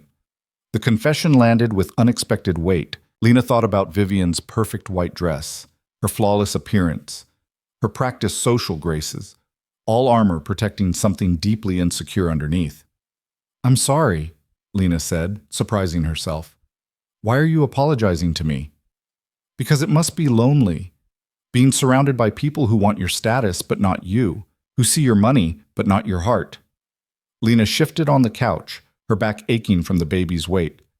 I was a waitress before I met Nico. I know what it's like to be invisible, but at least I had real friends, people who cared about me, not what I could give them. I'm not sure you have that. Vivian made a sound that might have been a laugh or a sob. I don't. And I didn't even realize it until my phone started blowing up this morning with people distancing themselves. Everyone who was at that gala, everyone who laughed, they're all posting about how appalled they are, how they would never condone such behavior, like they weren't complicit, like they didn't enjoy it. That's how these things work. People rewrite their own involvement to protect themselves. You sound like you've experienced that before. Different context, same principle. Humans are good at self-preservation. Lena checked the time on her phone. Your 5 minutes are up. Right, of course. Vivian hesitated. Thank you for listening and for considering whatever you can do. I know it's more than I gave you. Vivian, one more thing. Yes? Don't call me again. If Nico finds out about this conversation, it'll make everything worse. Whatever happens next, let it happen without trying to manipulate the outcome. Understood. And Lena? For what it's worth, he's lucky to have you. I hope he knows that. The line went dead. Lena sat in the silence of the apartment, her phone still pressed to her ear, processing the conversation. Vivian Ashford, Ice Queen, social predator, the woman who'd orchestrated her humiliation, had just begged for mercy with genuine tears in her voice. And Lena had promised to ask Nico to provide it. The front door opened. Nico's voice called out, "I'm home," followed by the sound of his briefcase hitting the entry table, his keys in the bowl by the door. Lena stood up quickly, schooling her expression, but Nico knew her too well. The moment he entered the living room and saw her face, his own went sharp with concern. "What happened? Is it the baby?" "The baby's fine. Everything's fine. I just—" She gestured helplessly at her phone. "Vivian called me." The concern in Nico's expression transformed instantly into something colder, more dangerous. "She what?" "She called about 20 minutes ago." I almost didn't answer, but did she threaten you? He was already pulling out his own phone, fingers moving rapidly across the screen. Because if she threatened you in any way, that's harassment, possibly witness intimidation depending on what she said. She didn't threaten me. She apologized. And then she begged me to ask you to show mercy to her family. Nico's fingers stilled. He looked up slowly, his dark eyes unreadable. Mercy. Not for her mother, her sister, the employees who didn't know about the corruption. She asked if you could be surgical instead of scorched earth. And what did you say? That I'd talk to you. That I couldn't promise anything, but I'd ask you to consider limiting collateral damage where possible. Lena met his gaze steadily. Was that wrong? Nico set down his phone with careful precision and crossed to her. His hands settled on her shoulders, his thumbs tracing the tension gathered there. It wasn't wrong. It was exactly what I'd expect from you. His voice held no anger, just a kind of resigned fondness. You can't help but see the humanity in people, even when they don't deserve it. She sounded broken, Nico. Really broken. And the things she said about why she did it, about being lonely, about wanting what we have, it made her seem less like a monster and more like a sad, insecure person who made terrible choices. She is both those things. People are complicated. He guided her back to the couch, sitting beside her. But her sadness doesn't erase what she did, doesn't make the corruption go away or unendanger those families in Brooklyn. I know. I'm not saying let her off the hook. I'm just asking if there's a way to hold the guilty accountable without destroying innocent people in the process. Nico was quiet for a long moment, his hand finding hers and lacing their fingers together. The investigation is already in motion. Federal prosecutors don't take kindly to being asked to pull back once they've committed resources. But he paused, thinking. There might be ways to structure things. Target the executives specifically. Offer immunity to employees who cooperate. Set up a fund for workers who lose their jobs. Let Vivian's mother file for divorce and protect her assets before everything gets seized. You do that? I'd consider it, with conditions. What conditions? Vivian stays away from you, permanently. No calls, no contact, no attempts to manipulate sympathy. She accepts whatever consequences come her way without complaint or lawsuit, and her father faces the full weight of the law. No plea deals, no reduced charges, no using his connections to escape accountability.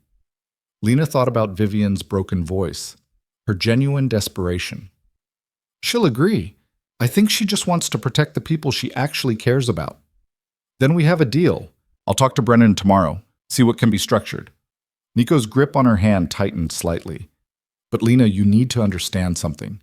This kindness you're showing, it's not weakness, but it is something people will try to exploit. Vivian called you because she knew you'd be more sympathetic than me. She manipulated your compassion. Maybe. But if being manipulated means innocent people don't suffer unnecessarily, I can live with that. You're too good for this world. Or maybe I'm exactly what this world needs. Someone who still believes in mercy even when revenge would be easier. She leaned into him, her head resting on his shoulder. You taught me that power should protect, not just punish. I'm just asking you to apply that principle here. Nico pressed a kiss to her hair. You're right, and I will. But I'm also going to make sure Vivian understands that this mercy comes from you, not me. That she owes you a debt she can never repay. I don't want her to owe me anything. I just want this to be over. It will be, soon. He shifted slightly, his hand moving to her belly. How was the doctor's appointment? Fine, baby's healthy, I'm healthy, everything's on track. She covered his hand with hers. She's been kicking a lot today. I think she knows something's going on. She's perceptive, takes after her mother. They sat like that for a while, the city darkening beyond the windows as evening approached. Lena felt the tension slowly draining from her body, replaced by the bone-deep exhaustion that had become her constant companion in pregnancy. Nico seemed lost in thought, his hand moving in slow circles on her belly. "I need to tell you something," he said finally. Lena looked up at him, reading the careful control in his expression. "What is it?" "The investigative journalists Margaret connected me with, they're running their exposés tomorrow. Front page of the Times, full spread in the Post, segments on every major news network. By this time tomorrow, everyone in the city will know what Ashford Development has been doing. That's fast. That's the point. Once it's public, there's no way to bury it. No amount of money or political connections can make it disappear." He met her eyes. "I wanted you to know before it happens, because it's going to be intense. Reporters might try to contact you, ask for quotes about what happened at the gala. You need to be prepared. What should I say if they do? Nothing. Refer them to me.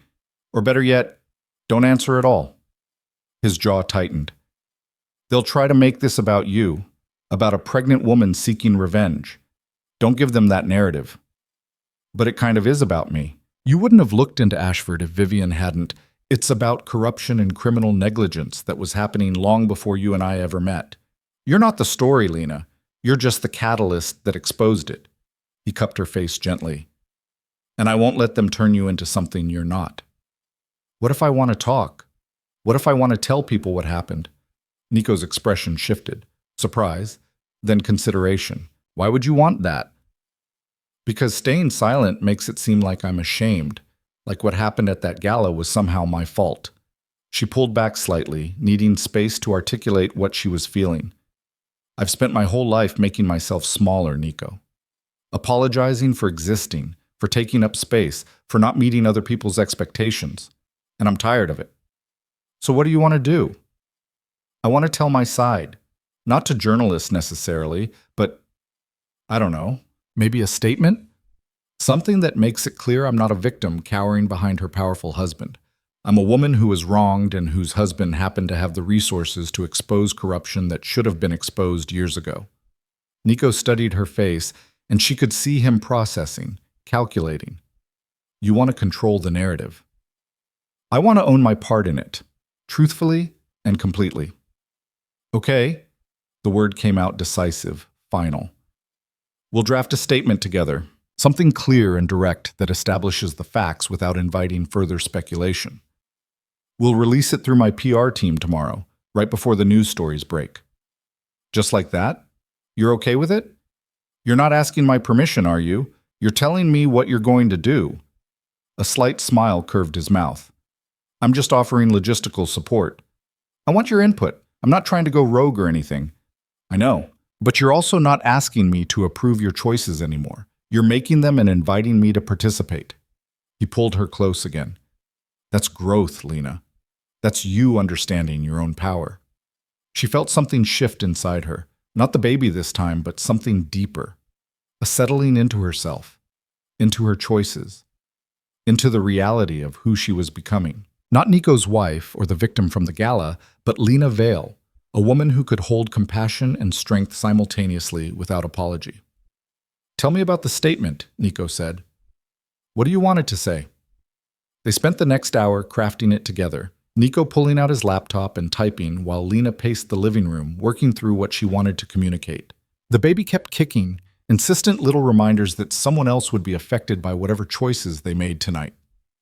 The statement that emerged was clear and direct, acknowledging what had happened at the gala without dwelling on the humiliation, noting that the subsequent investigation had uncovered serious violations that endangered public safety, and making it clear that exposing corruption was always the right choice, regardless of personal motivations. "It's good," Nico said, reading it through one final time.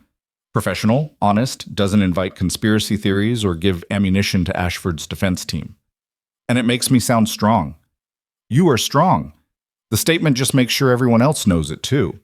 He sent it to his PR director with instructions to release it at 6 a.m., timed to coincide with the morning news cycle. Lena's phone buzzed. A text from Kara. Are you seeing the stuff online? Vivian's fans are starting a counter-narrative. Says you're a gold digger who manipulated events, she showed Nico, who read it with an expression of grim satisfaction. Perfect timing. The statement tomorrow will shut that down before it gains traction. Do I have fans? Is that a thing now? You went viral for being publicly humiliated and then having your husband defend you. Of course you have fans. The internet loves a revenge arc. This isn't a revenge arc. This is... She struggled for words. This is complicated people making complicated choices with consequences that ripple in all directions. True, but that doesn't fit neatly into a tweet, so they simplify it. He closed his laptop. Try not to read too much online tonight. Most of it will be noise. Easy for you to say. You're used to being talked about. And it never gets easier. You just get better at ignoring it. He stood, pulling her to her feet. Come on, let's make dinner and pretend we're normal people having a normal evening. Are we not normal people? Lena, I'm currently orchestrating the systematic destruction of a multi-million-dollar development company because their heir was mean to you at a party. That's not what normal people do. When you put it that way, she laughed despite everything. Okay, fine, we're not normal, but we can still make pasta and watch something mindless on TV. They did exactly that. Cooked together in the kitchen, Nico chopping vegetables while Lena stirred sauce, both of them moving around each other with the practiced ease of genuine partnership.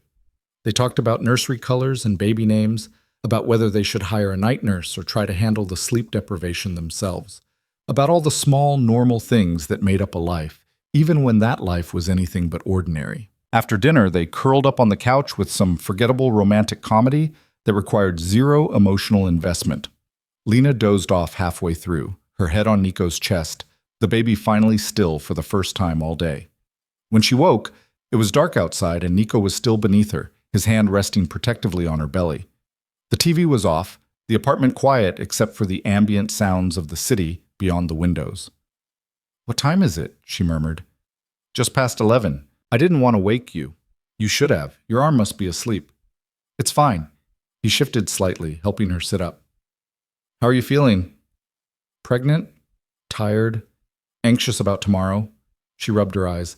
Also hungry again. Is that normal? I ate like 3 hours ago. The baby's hungry. That's different. He stood, pulling her up with him. Come on, let's get you fed and then to bed. Tomorrow's going to be intense.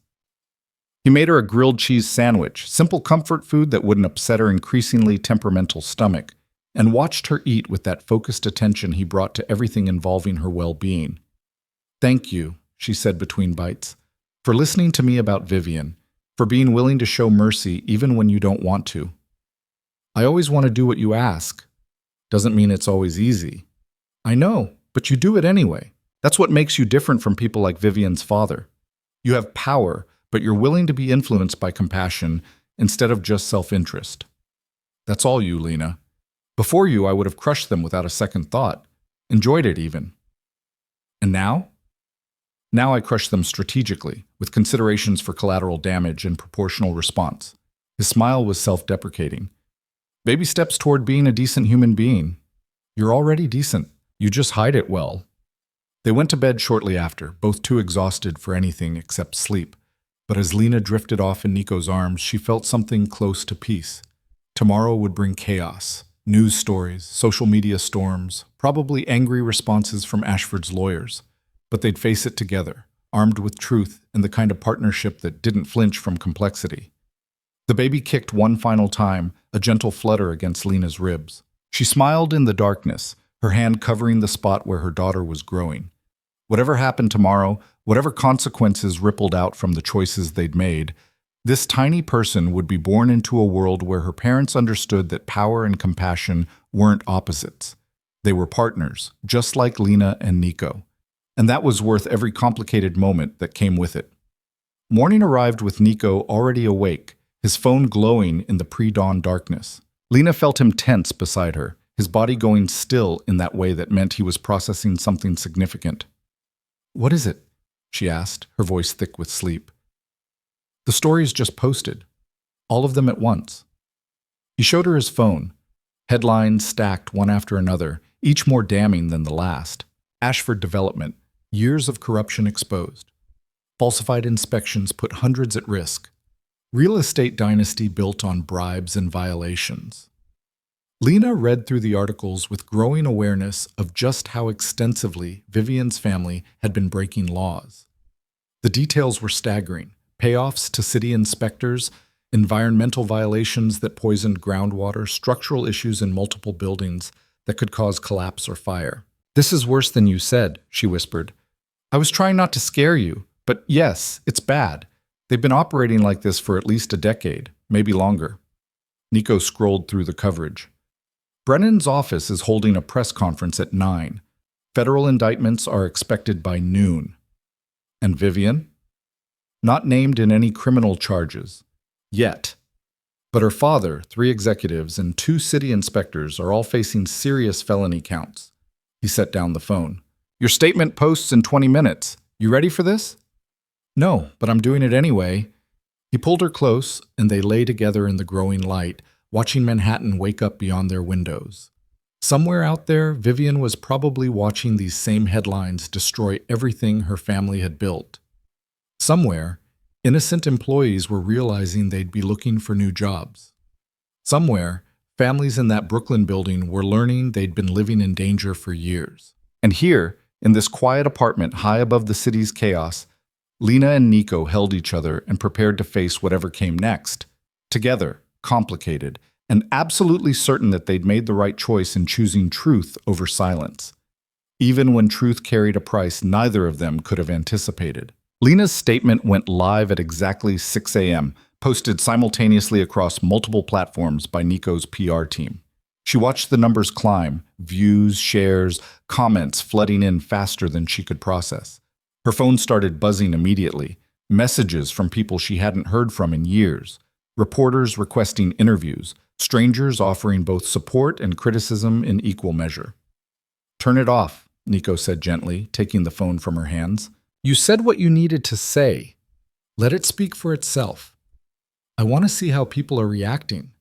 You want to see if they believe you or if they think you're lying. And either way, it'll hurt." He set her phone on the kitchen counter, well out of reach. "Trust me on this. The statement is good. It's honest. People will believe it because it's true.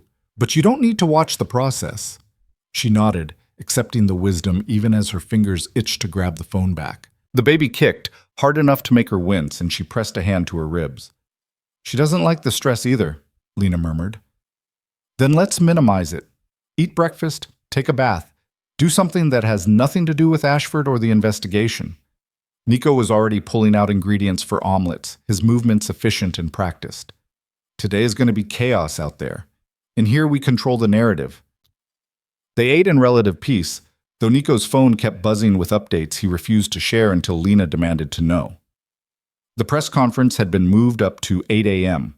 The prosecutor's office wanted to capitalize on the morning news cycle. Margaret Chen had called to offer her support and suggest Lena join the Aldridge Foundation board once the baby was born. 3 different law firms had reached out offering to represent Ashford employees in wrongful termination suits. "The pieces are moving," Nico said, scrolling through his messages. "Everything we set in motion is playing out exactly as planned." "Does it feel like winning?" He looked up at her, his expression thoughtful. "It feels like accountability. Whether that's the same as winning, I'm not sure yet." At 8:15, they watched the press conference together on the living room TV. Prosecutor Thomas Brennan stood at a podium flanked by federal agents and city officials, his expression grim as he detailed the charges being filed against Richard Ashford and his executives. The language was technical: conspiracy to defraud, falsification of government documents, reckless endangerment, but the implications were clear. Prison time measured in decades, fines that would bankrupt even wealthy families, professional destruction so complete it would take generations to recover.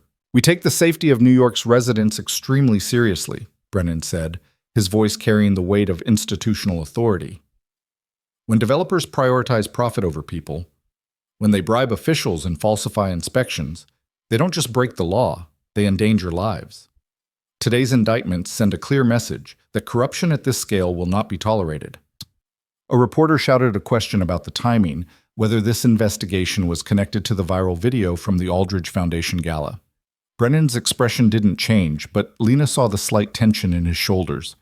This investigation has been ongoing for several months, based on evidence compiled by environmental attorneys and concerned citizens. The timeline of our public announcement has nothing to do with social media incidents and everything to do with the strength of our case. It was a careful non-answer that didn't actually deny the connection. Lena felt Nico's hand find hers, squeezing gently. "He's protecting you," Nico said quietly, "making sure the focus stays on the crimes, not on us." Will it work? In the long term, yes. Right now, everyone wants the drama. But once the trials start, once people see the actual evidence, the story becomes about corruption, not revenge. The press conference continued for another 20 minutes, Brennan methodically dismantling any suggestion that the charges were politically motivated or personally driven. By the time it ended, Lena felt something close to relief. The narrative was shifting, just as Nico had predicted. What had started as a viral humiliation was transforming into a legitimate criminal investigation with real consequences for real wrongdoing. Her phone buzzed. Nico had returned it after breakfast, and she glanced at the screen to see a message from an unknown number. Against her better judgment, she opened it. "Thank you for keeping your promise. My mother filed for divorce this morning. My sister is transferring schools. The employees who cooperated with investigators have been guaranteed immunity. You didn't have to ask for mercy, but you did. I won't forget that. V." Lena showed it to Nico, watching his jaw tighten as he read. "She's not supposed to contact you," he said flatly. "She's saying goodbye. And thank you." Lena took the phone back. "I'm not going to punish her for that. You're too forgiving." "Maybe, but her mother and sister didn't do anything wrong. The employees were just trying to make a living. If my asking you to show mercy helped them, I'm okay with Vivian breaking the rules one last time to acknowledge it." Nico was quiet for a long moment, his eyes searching her face. "You really believe people can change, don't you?" "I believe people can learn from consequences. Whether they change depends on what they do with those lessons." She set her phone aside. Vivian lost everything that mattered to her. Her reputation, her social standing, her family's legacy. That's a hard education. Maybe she'll become a better person because of it. Maybe she won't. But at least the people who didn't deserve to suffer won't be destroyed alongside her. And her father? The executives who actually committed the crimes? They should face everything that's coming. No mercy there. They made choices that endangered lives for money. That's not a mistake, it's a pattern of behavior that needs to be stopped. Lena stood, moving to the windows that overlooked Central Park. "I can hold both things at the same time. Compassion for innocent people and absolute conviction that guilty ones should be held accountable. They're not contradictory." Nico came up behind her, his arms wrapping around her waist, his hands settling over her belly, where the baby was doing what felt like somersaults. "You're going to be an incredible mother," he said quietly. "Teaching our daughter that the world isn't black and white, that you can be kind and strong simultaneously, that power should protect instead of dominate." "We're going to be incredible parents," Lena corrected. "This isn't just me. You're the one who actually made the calls, who structured the investigation to minimize collateral damage, who made sure Brennan understood the difference between justice and revenge." "Because you asked me to. Left to my own devices, I would have burned it all down." "But you didn't. That's growth, Nico. That's you choosing to be better than your worst instincts." They stood like that for a while, watching the city move through its morning rhythms below them. Joggers circled the park paths, taxis fought for position on congested streets, steam rose from subway grates in white plumes, life continuing, indifferent to the small dramas playing out in penthouses and courtrooms. Lena's phone rang. She glanced at the screen. Margaret Chen. Should I answer? Probably. Margaret doesn't call without purpose. Lena accepted the call, putting it on speaker. "Mrs. Chen." "Lena, dear, I hope I'm not interrupting." Margaret's voice was warm but brisk. "I watched your statement this morning. Beautifully done. Clear, dignified, exactly what was needed." "Thank you. Nico helped me write it." "I'm sure he did. But the voice was all yours. I recognized it from our conversation at the gala, that quality of genuine kindness paired with unexpected steel." A pause. I'm calling because I wanted to let you know that the Aldridge Foundation Board voted this morning to establish a new initiative. We're creating a fund to help workers displaced by corporate corruption, starting with Ashford Development employees who lost their jobs through no fault of their own. Lena felt her throat tighten with emotion. That's wonderful. We're calling it the Lena Vale Worker Protection Fund. I hope you don't mind us using your name, but it felt appropriate. After all, your experience at our gala ultimately led to exposing corruption that was endangering hundreds of people. That deserves recognition. I don't need recognition. I just wanted people to be safe. Exactly why you deserve it. People who seek recognition rarely merit it. People who simply do the right thing, they're the ones we should celebrate. Margaret's voice softened. Will you join our board, Lena? After the baby comes, of course. We need voices like yours. People who understand what it's like to struggle, who remember that behind every statistic is a human life. Lena looked at Nico, who nodded encouragingly. I'd be honored. Excellent. I'll have the paperwork sent over. No rush, focus on your family first. The foundation will still be here when you're ready. Another pause. And Lena? What you did, showing mercy when you could have chosen revenge, asking for protection for innocent people who meant nothing to you personally. That's real character. Don't let anyone convince you otherwise. The call ended, leaving Lena staring at her phone in mild shock. Did that just happen? She asked. You just got appointed to one of the most prestigious charitable boards in New York and had a fund named after you. Yes, it happened. Nico's smile was genuine proud. Welcome to having influence, Lena Vale. I don't want influence, I just wanted to help. Those two things aren't mutually exclusive. In fact, the best kind of influence comes from genuinely wanting to help. He guided her back to the couch, settling beside her. Margaret's right. You showed character when it would have been easier to just let me destroy everything. That matters to people. They'll listen to you now. That's terrifying. It's also powerful. Use it well. The rest of the morning passed in a blur of phone calls and messages, each one bringing updates on the investigation's progress. By noon, federal agents had arrested Richard Ashford at his office in Midtown, the scene captured by news helicopters and broadcast live across every major network. Lena watched his perp walk with complicated feelings. Satisfaction that justice was being served, discomfort at the spectacle, awareness that somewhere Vivian was watching her father's public humiliation and feeling what Lena had felt at that gala. Is it wrong that I feel bad for her? Lena asked. It's human. She's watching her father arrested on national television. That would be traumatic for anyone, regardless of whether he deserves it. Nico muted the TV. But your sympathy doesn't change the necessity of what's happening. He committed crimes. He endangered people. This is the consequence. I know, it's just hard to watch. Then don't watch. You don't owe the world your attention on this. He stood, extending his hand. Come on, let's go do something completely unrelated to any of this. Baby shopping. We still need to set up the nursery. Now? In the middle of everything? Especially now. Because our daughter is coming in 3 months, whether or not the Ashford case is resolved. And I'd like her to have a place to sleep that isn't a cardboard box. Despite everything, Lena laughed. We're not that unprepared. We have a crib and approximately 6 stuffed animals. I'd call that pretty unprepared. They spent the afternoon at a baby boutique in Soho, Nico following Lena through aisles of tiny clothes and nursery furniture with the same focused attention he brought to business negotiations. He asked detailed questions about safety standards and material composition, vetted every purchase like he was conducting due diligence on a corporate acquisition. You're terrifying the sales associate, Lena whispered as Nico interrogated the woman about the chemical composition of crib mattress foam. I'm being thorough. Our daughter deserves the safest possible environment. Our daughter is going to be fine. Babies have survived for millennia without hypoallergenic organic cotton everything. Those babies didn't have me as a father. Ours has advantages they didn't. The sales associate, a patient woman in her 50s, who'd clearly dealt with anxious first-time parents before, smiled reassuringly. Everything in this store meets or exceeds federal safety standards. Your baby will be perfectly safe. They left with a car full of purchases. Clothes, blankets, a mobile with soft musical animals, books for reading bedtime stories. Lena felt something settle in her chest as they loaded everything into the Mercedes.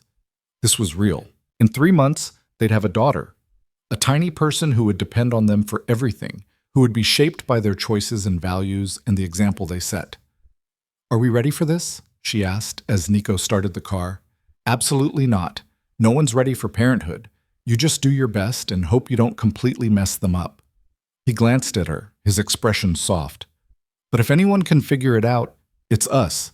We've already proven we can handle complicated situations with grace." This was one incident. Parenting is 18 years minimum of complicated situations. "Then we'll handle those too, together, just like we handled this." They drove home through late afternoon traffic, the city golden in the slanting winter light. Lena's phone had finally stopped buzzing constantly, the initial frenzy of attention dying down as news stories claimed the news cycle's focus. By tonight, something else would be trending. By next week, most people would have forgotten the gala incident entirely, moving on to the next scandal, the next viral moment. But the consequences would remain. Federal trials would proceed. Ashford Development would be dismantled. Workers would find new jobs through the foundation fund. Families in that Brooklyn building would be relocated while proper repairs were made. And Lena would join the Aldridge Foundation board, using her unexpected platform to advocate for people who needed protection from the powerful. It wasn't the ending she would have chosen, but it was better than she'd feared that night in the ballroom, standing wine-soaked and humiliated while strangers laughed. Back at the apartment, they spent the evening setting up the nursery in the spare bedroom that had sat mostly empty since Lena moved in. Nico assembled furniture with surprising competence, while Lena organized tiny clothes by size, marveling at how something so small could evoke such fierce protective love. "What do you think she'll be like?" Lena asked, folding a onesie covered in stars. "Smart, stubborn, probably terrifying." Nico tightened a screw on the crib, checking its stability. "She'll have your compassion and my strategic thinking. The world won't know what hit it." That's a lot of pressure for someone who doesn't even exist yet. "She exists, she's just not here yet." He moved to Lena, his hand settling on her belly. "Hi, little one. Your room's almost ready. Just need to finish this crib and hang some art, and you'll have a place waiting when you decide to make your appearance." The baby kicked in response, a solid thump against his palm. Nico's face transformed, wonder and love so pure it made Lena's chest ache. "She knows your voice," Lena said softly. "Of course she does. I talk to her every night." He pressed a kiss to Lena's belly, then straightened. "Okay, let's finish this so you can rest. You've been on your feet too much today." They worked together for another hour, transforming the empty room into a space ready to welcome their daughter. Soft colors, gentle lighting, books waiting to be read, and toys waiting to be played with. A beginning, full of promise and hope. By the time they finished, it was past 9 and Lena was exhausted. But it was the good kind of tired, the kind that came from building something instead of tearing it down. She stood in the nursery doorway, Nico's arm around her waist, and tried to imagine what it would be like when a tiny person actually occupied this space. "We're going to be okay," she said quietly. "Better than okay." Nico pulled her closer. "We're going to be extraordinary." Her phone buzzed one final time, a news alert. She glanced at it, then showed it to Nico.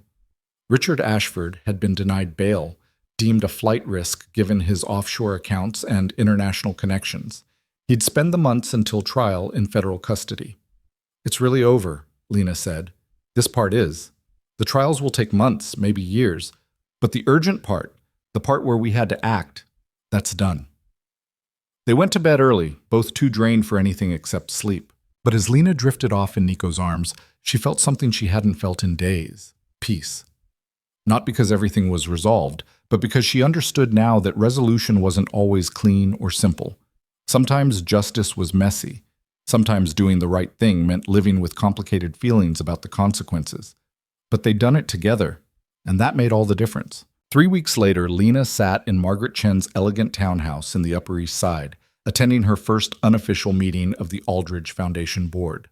The formal appointment wouldn't happen until after the baby was born, but Margaret had invited her to observe, to start understanding how the organization operated. The room was full of powerful people: CEOs, attorneys, philanthropists who wrote 7-figure checks without blinking. But when Margaret introduced Lena, there was genuine warmth in their reception. No one mentioned the gala except to say they were glad she was recovering from such an unpleasant experience. "We're excited to have you join us," one woman said. Helena Park, CEO of a tech company Lena recognized from the news. "Margaret says you have insights about worker protection that we need to hear." "I don't know about insights," Lena said carefully, "just experience. I worked service jobs for years before I married Nico. I know what it's like to be invisible to people with power." "That's exactly the perspective we need." Helena leaned forward. "This fund we're creating in your name, we want to make sure it actually helps people, not just makes us feel good. Tell us what would have helped you when you were struggling."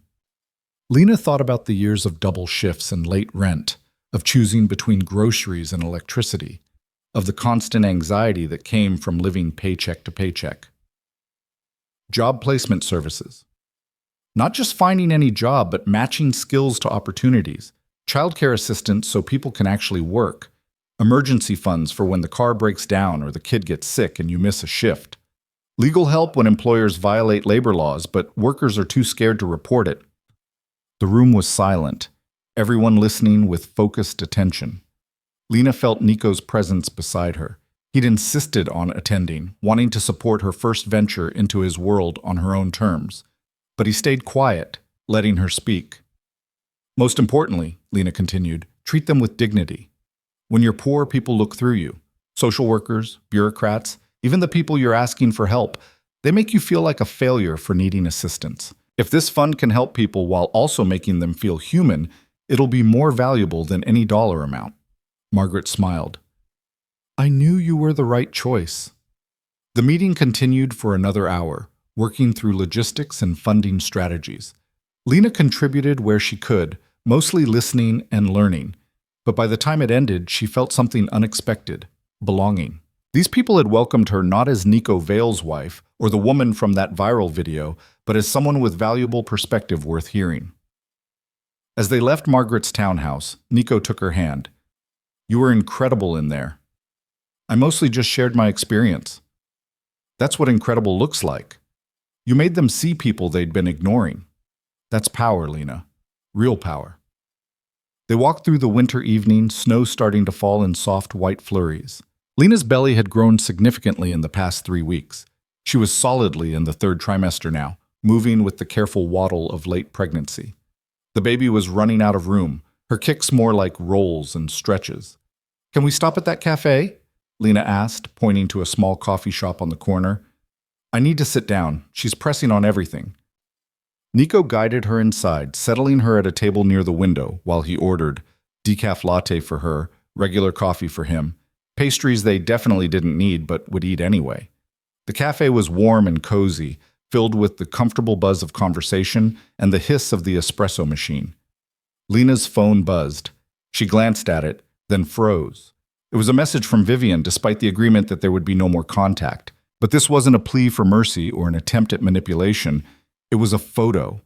Vivian at what looked like a community center, wearing jeans and a simple sweater, her hair pulled back in a ponytail.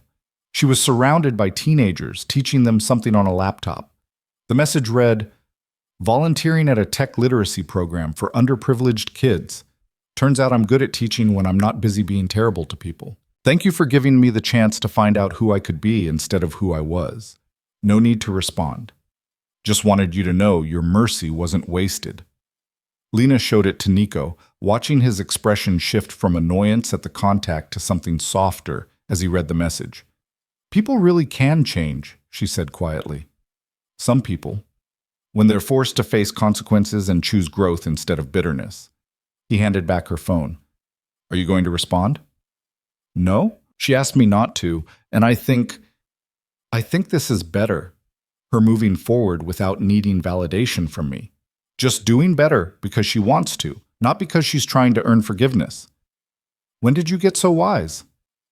"I married a man who teaches me that consequences and compassion can coexist. I'm a fast learner." They sat in the cafe for another hour, watching snow accumulate on the sidewalk outside, talking about nursery finishing touches and birth plans, and all the small preparations for the massive change coming in less than 3 months. Normal things, beautiful things, the kind of everyday moments that made up a life. Later that night, back in their apartment, Lena stood in the nursery one more time. The room was complete now, furniture assembled, clothes organized, books on shelves waiting to be read. A space full of potential, waiting to be filled with laughter and tears and all the chaos of raising a child. Nico appeared in the doorway, watching her with that expression he got sometimes, tender and fierce simultaneously, like he couldn't quite believe she was real. "What are you thinking about?" he asked. "About how different my life is now compared to 6 months ago. How I went from invisible to having a foundation fund named after me. How one terrible night led to so many things changing." "Regrets?" "Not even one." She turned to face him fully. "I regret that people got hurt. I regret that it took corruption being exposed for workers to get protection. But I don't regret anything about us. About how you defended me, about how we handled it together, about the life we're building." Nico crossed to her, pulling her into his arms as carefully as her belly would allow. "You made me better, Lena. Made me see that power without purpose is just cruelty with resources. Everything we did, everything that came from that night, it happened because you showed me there was a better way. We showed each other. I learned strength from you. You learned compassion from me. That's partnership." They stood together in their daughter's future room, two people from completely different worlds who'd somehow found each other and built something beautiful from the connection. Outside, Manhattan glittered with its usual indifferent brilliance. But inside this apartment, inside this moment, they'd created something the city couldn't touch. A family built on mutual respect, genuine love, and the understanding that being powerful meant nothing if you didn't use that power to protect people who needed it. The baby kicked, a strong reminder of the future waiting to unfold.